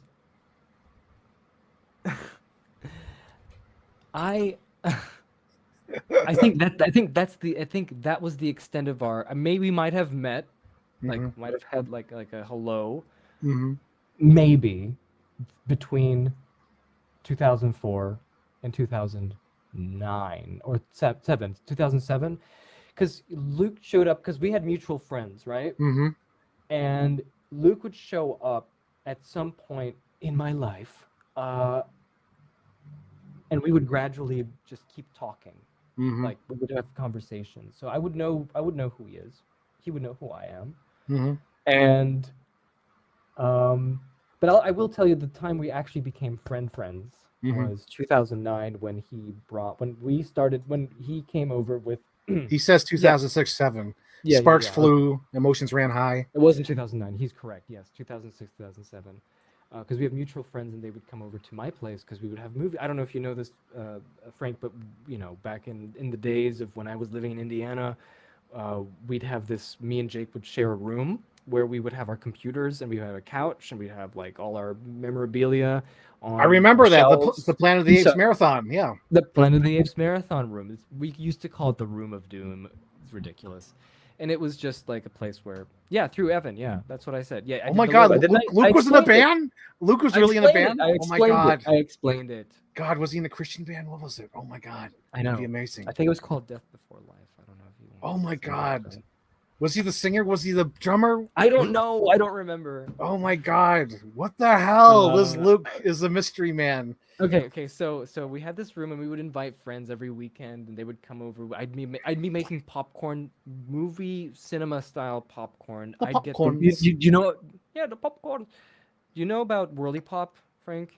Not aware of it. No. Is this an Indiana thing? Because there was this. It's this. I'm not a big popcorn person, so I don't know. Oh, okay. Well then, because I thought movies, popcorn. I thought these things would always be together because they are. 40 Days Till Dawn. That's the one. 40 Days Till Dawn. So I would be making Whirly Pop is essentially just like this bucket of metal. You would put popcorn in, put oil in, and then you'd have this little contraption that would turn the popcorn and like the Willy Wonka thing, the little stir. Yeah, and it tasted great.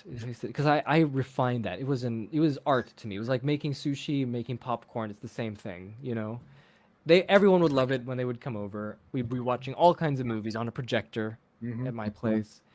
And Luke would be one of the people that would come over because he was a mutual friend of other friends that would show up at these events and stuff. And then we just started talking about stuff like X-Men. Oh God. And then he always talks about X-Men.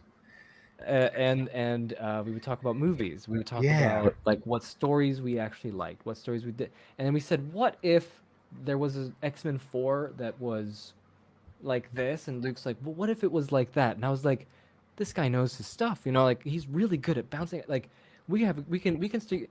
And so that's kind of how it happened. And we just, and then we just became, because we did have like at least 3, 4, 5, 6, 7 mutual friends that we would know, and that's how it happened. That's how our friendship began, pretty much. And I remember being at Luke's place once for New Year's, and it was the chillest New Year's ever because it was like him and his friends, and we would just talk about like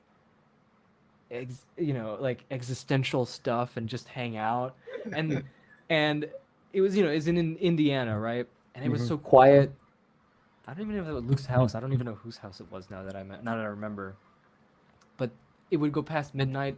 We didn't hear a sound, and it's like, oh, it's past midnight. Happy New Year. We were still talking. It was fun. That's great. So ever since, I don't think we've ever kept not in contact. So that's great. I love that. Solid. I love that. He says they were a metal band, and he was the screamer. Okay, there we go. It was my house. He remembers. I didn't think he would remember, but right. Cool. That's great. Yeah, Luke's he's a character. He's quite a character. He has a very good memory. Somewhere in my memory. Okay, yeah, what did you say? What were you saying?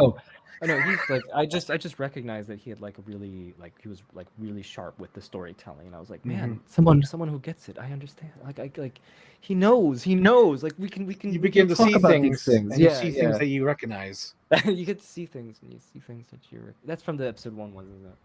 No, it's from James Cameron. He's talking about the Terminator Genesis. The Terminator Genesis. I love that man will bend a knee to any cash he comes his way to promote Terminator. Terminator. Apparently it's because Arnold was in it, and Arnold is his friend, and he said he did it for his friend. So I don't know. He probably does that because he did that for Terminator 3, and then on the Terminator 2 commentary, he's like making fun of Terminator 3. He did. I remember that. He said, and she'll be back, right? Oh my gosh. Well, he made Arnold. Got to thank him for that. He did. Yeah. James Cameron is an inspiration because that man is tenacious. Yes, and he's like the whole insanity with that Titanic. Whenever I look at behind the scenes photos, I'm like, that man is a madman. The madman. Yeah. Oh my gosh.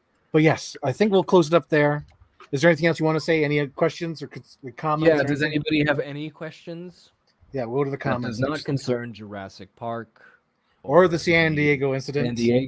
Which I did not witness. That's so funny because I feel like that's his real life, probably. Sam Neill. Yeah. They probably asked him about Jurassic Park. Yeah, yeah.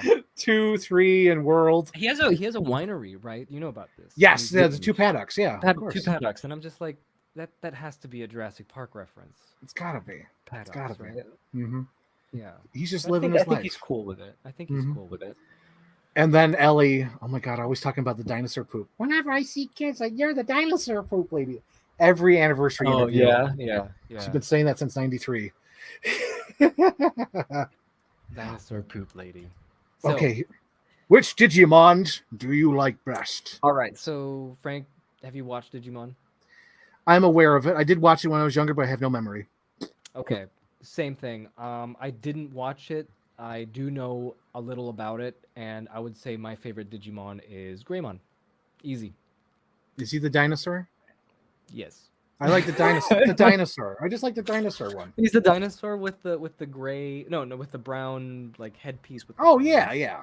I mean, I would say Metal Greymon. Metal Greymon would be better because he's got a big metal, like, scratchy thing.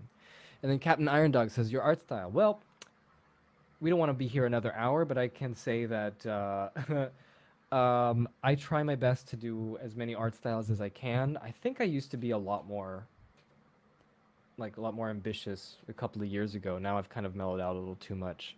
I want to get back into experimenting again, but yeah, I try to do different art styles, but I can see that, I don't think you can get away from the way you draw certain things. People can catch you and be like, yeah, I know that's a Phil because he draws this in a certain way. Yeah, you do have a certain way. Like even the picture above is like, you could tell that's Phil. Yeah. Due to Elsa's hair and then just how Anna's posed. Anna even has sort of a Dragash pose. Really? Okay. I mean, see, that's some stuff that I'm not very aware of, but I mean, it's always going to be like that for everybody. Well, I do have a question. Oh my god, but I don't know if I should. Maybe I'll ask it offline. But your sizes, your sizism. What is the sizes? I was prepared for this question, and I'm gonna just say, can we? I'm trying to. I was like this past week. I was thinking, okay, I know Frank's gonna ask me this, and I'm gonna say, I've only done like 3 pictures. I don't know. Like 3 pictures. I've only done that one picture of that girl in a glass. Because literally, I have this and this. And you just had her on the glass. Okay. Yeah. And I did that. I just find it funny though. I was just posing it like this, and I thought it was interesting. Second, there was there's that one with the girl in the little tykes. Little tykes car. I thought that was cute, and I thought it was odd, right? Like I felt kind of odd, and I kind of you might have. There's a little truth to that where I think that just contorted, like putting the body into places where it can't fit, is kind of an interesting exercise. Yeah, because like where but it's always like tiny people. Maybe it's the size, like you like the different, compared to different size, but it's always like there's something there. Is there? I don't know. Then there I've noticed it. It's like I'm Cameron. I'm like I see things I recognize. Okay, things you recognize. But as far as I'm concerned, I don't see it. It's accidental. Yeah, it might just be accidental, and that's it. That's what I'm gonna say. That's what I'm gonna say. And you don't have to answer Luke's question because that's no. Yeah, don't answer that. Okay, so where can people find you on Twitter and Instagram and all? Yeah. Okay. So, social media is a bit of a bitch, but Twitter because they're all different. Yeah. Not only that, but also like who knows where Twitter is, like where Twitter's going at this point. I have no idea. It seems to be okay right now, so it's fine. I'll stay there because I finally reached my 10,000 followers. You know how long it took, Frank? You know how long? Do you have any clue?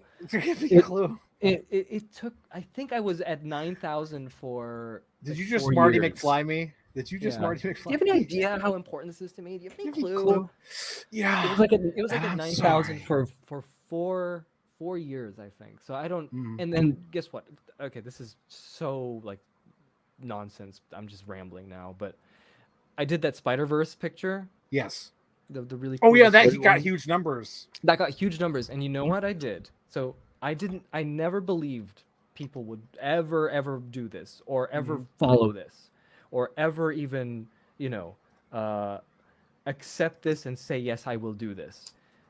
And I've never done this before because I respect my audience. I'm letting them decide if they want to follow me or not, right? So I just make like a backhanded compliment at myself, sometimes. Yeah, because it's like not even related to the art. Because I've even said, Yeah. Phil, you got to say something about the art. Yeah, Like, mention exactly. the title. So Exactly. people look it up. I want to be cool and be okay. I'm trying to get away from that now. I can see that it's not working. So, first time in my life on Twitter ever doing this. It's getting big numbers. I put a comment. Follow me. I'm an artist. Boom! I finally get out of that 9,000 follower thing, and it goes all the way up. It goes like to the moon. Yeah. So it was like, what was it, like 400 more followers, and I'm just like, I could have done this whole time. But I never did because I always wanted. Yeah, you want to be cool. You want to be cool. Yeah. So, anyway, you can find me on Twitter. You can find me on Instagram. It is the man himself, all one word. Great reference there. And Dracula reference. Yes, and I have a photography Instagram, which is Filtergraphs with a PHIL, like Filtergraphs, where I just put my personal pictures that I take. And then there's Phil Dragash, just Phil Dragash, one word, because I felt I need to separate my cartoony stuff with my more painty stuff and my concept stuff. So I'm kind of moving those things apart. So there's Phil Dragash, which has like the cool, painty, epic dragons and Godzillas. And then It Is the Man Himself is just the goofs in the animes. And it makes sense, too, because it's the anime girls. Because it's Keanu, which I wore for the occasion. I wore my Point Break shirt. Keanu. Oh, nice. Because it's the man himself. Yes, yeah. I just got it in. Look, he's grown young. And I think I love that movie, man. Yeah. So that's Instagram, and then there's YouTube. There's nothing on YouTube. I don't do any YouTube. I might. Yeah, you're dipping your toe into it, which is fine. I'm dipping my toe into it. There's Twitch, which is Phil_person. Sometimes I get on there and do live streams, but I'm gonna try YouTube. The vintage. I love Vintage Phil on Twitch. That was fun. Yeah. There was like that few months in COVID where everyone had free time and we all could be there. Yeah, you're all together. It was Anthony, it was you, it was Luke. It was fun. It was like you guys were actually commenting. But it was like that brief time where we all had like dead time during COVID. Yeah. So you guys actually could tune in. Yeah. What else is there? My website, phildragish.com. I'm all over the place. I need to, get my act back up. Which I got this design from your website. Thank you. Yeah, it's pretty cool. It's pretty cool. Yeah. I still think it holds up. I think it holds up. I think that's it. That's good. I think we're done. Yeah. So you can follow me here, and next week, me and Sarah will be talking about Watchmen and Hunger Games. Nice. Yeah. So that's exciting. So Watchmen, watch it. Watch out. This is a cool shot. He's friends with the animals, even though he's clowning around. I'm nutty. What that tune? I keep, for the Watchmen. Yep, Harry Partridge. You best watch out. Yeah, something. He's awesome. Something. For the Watchmen. Yes. Watch out. Okay, so thank you guys for tuning in. This has been a great episode. Yeah, thank you for Phil. Thank you, Phil. Thank you. Frank. No, thank you, Phil. I'm thanking you. It's gonna be great. It's gonna be great. That's gonna be great. They just cut him right through butter. Like it's gonna be great. That's gonna be great.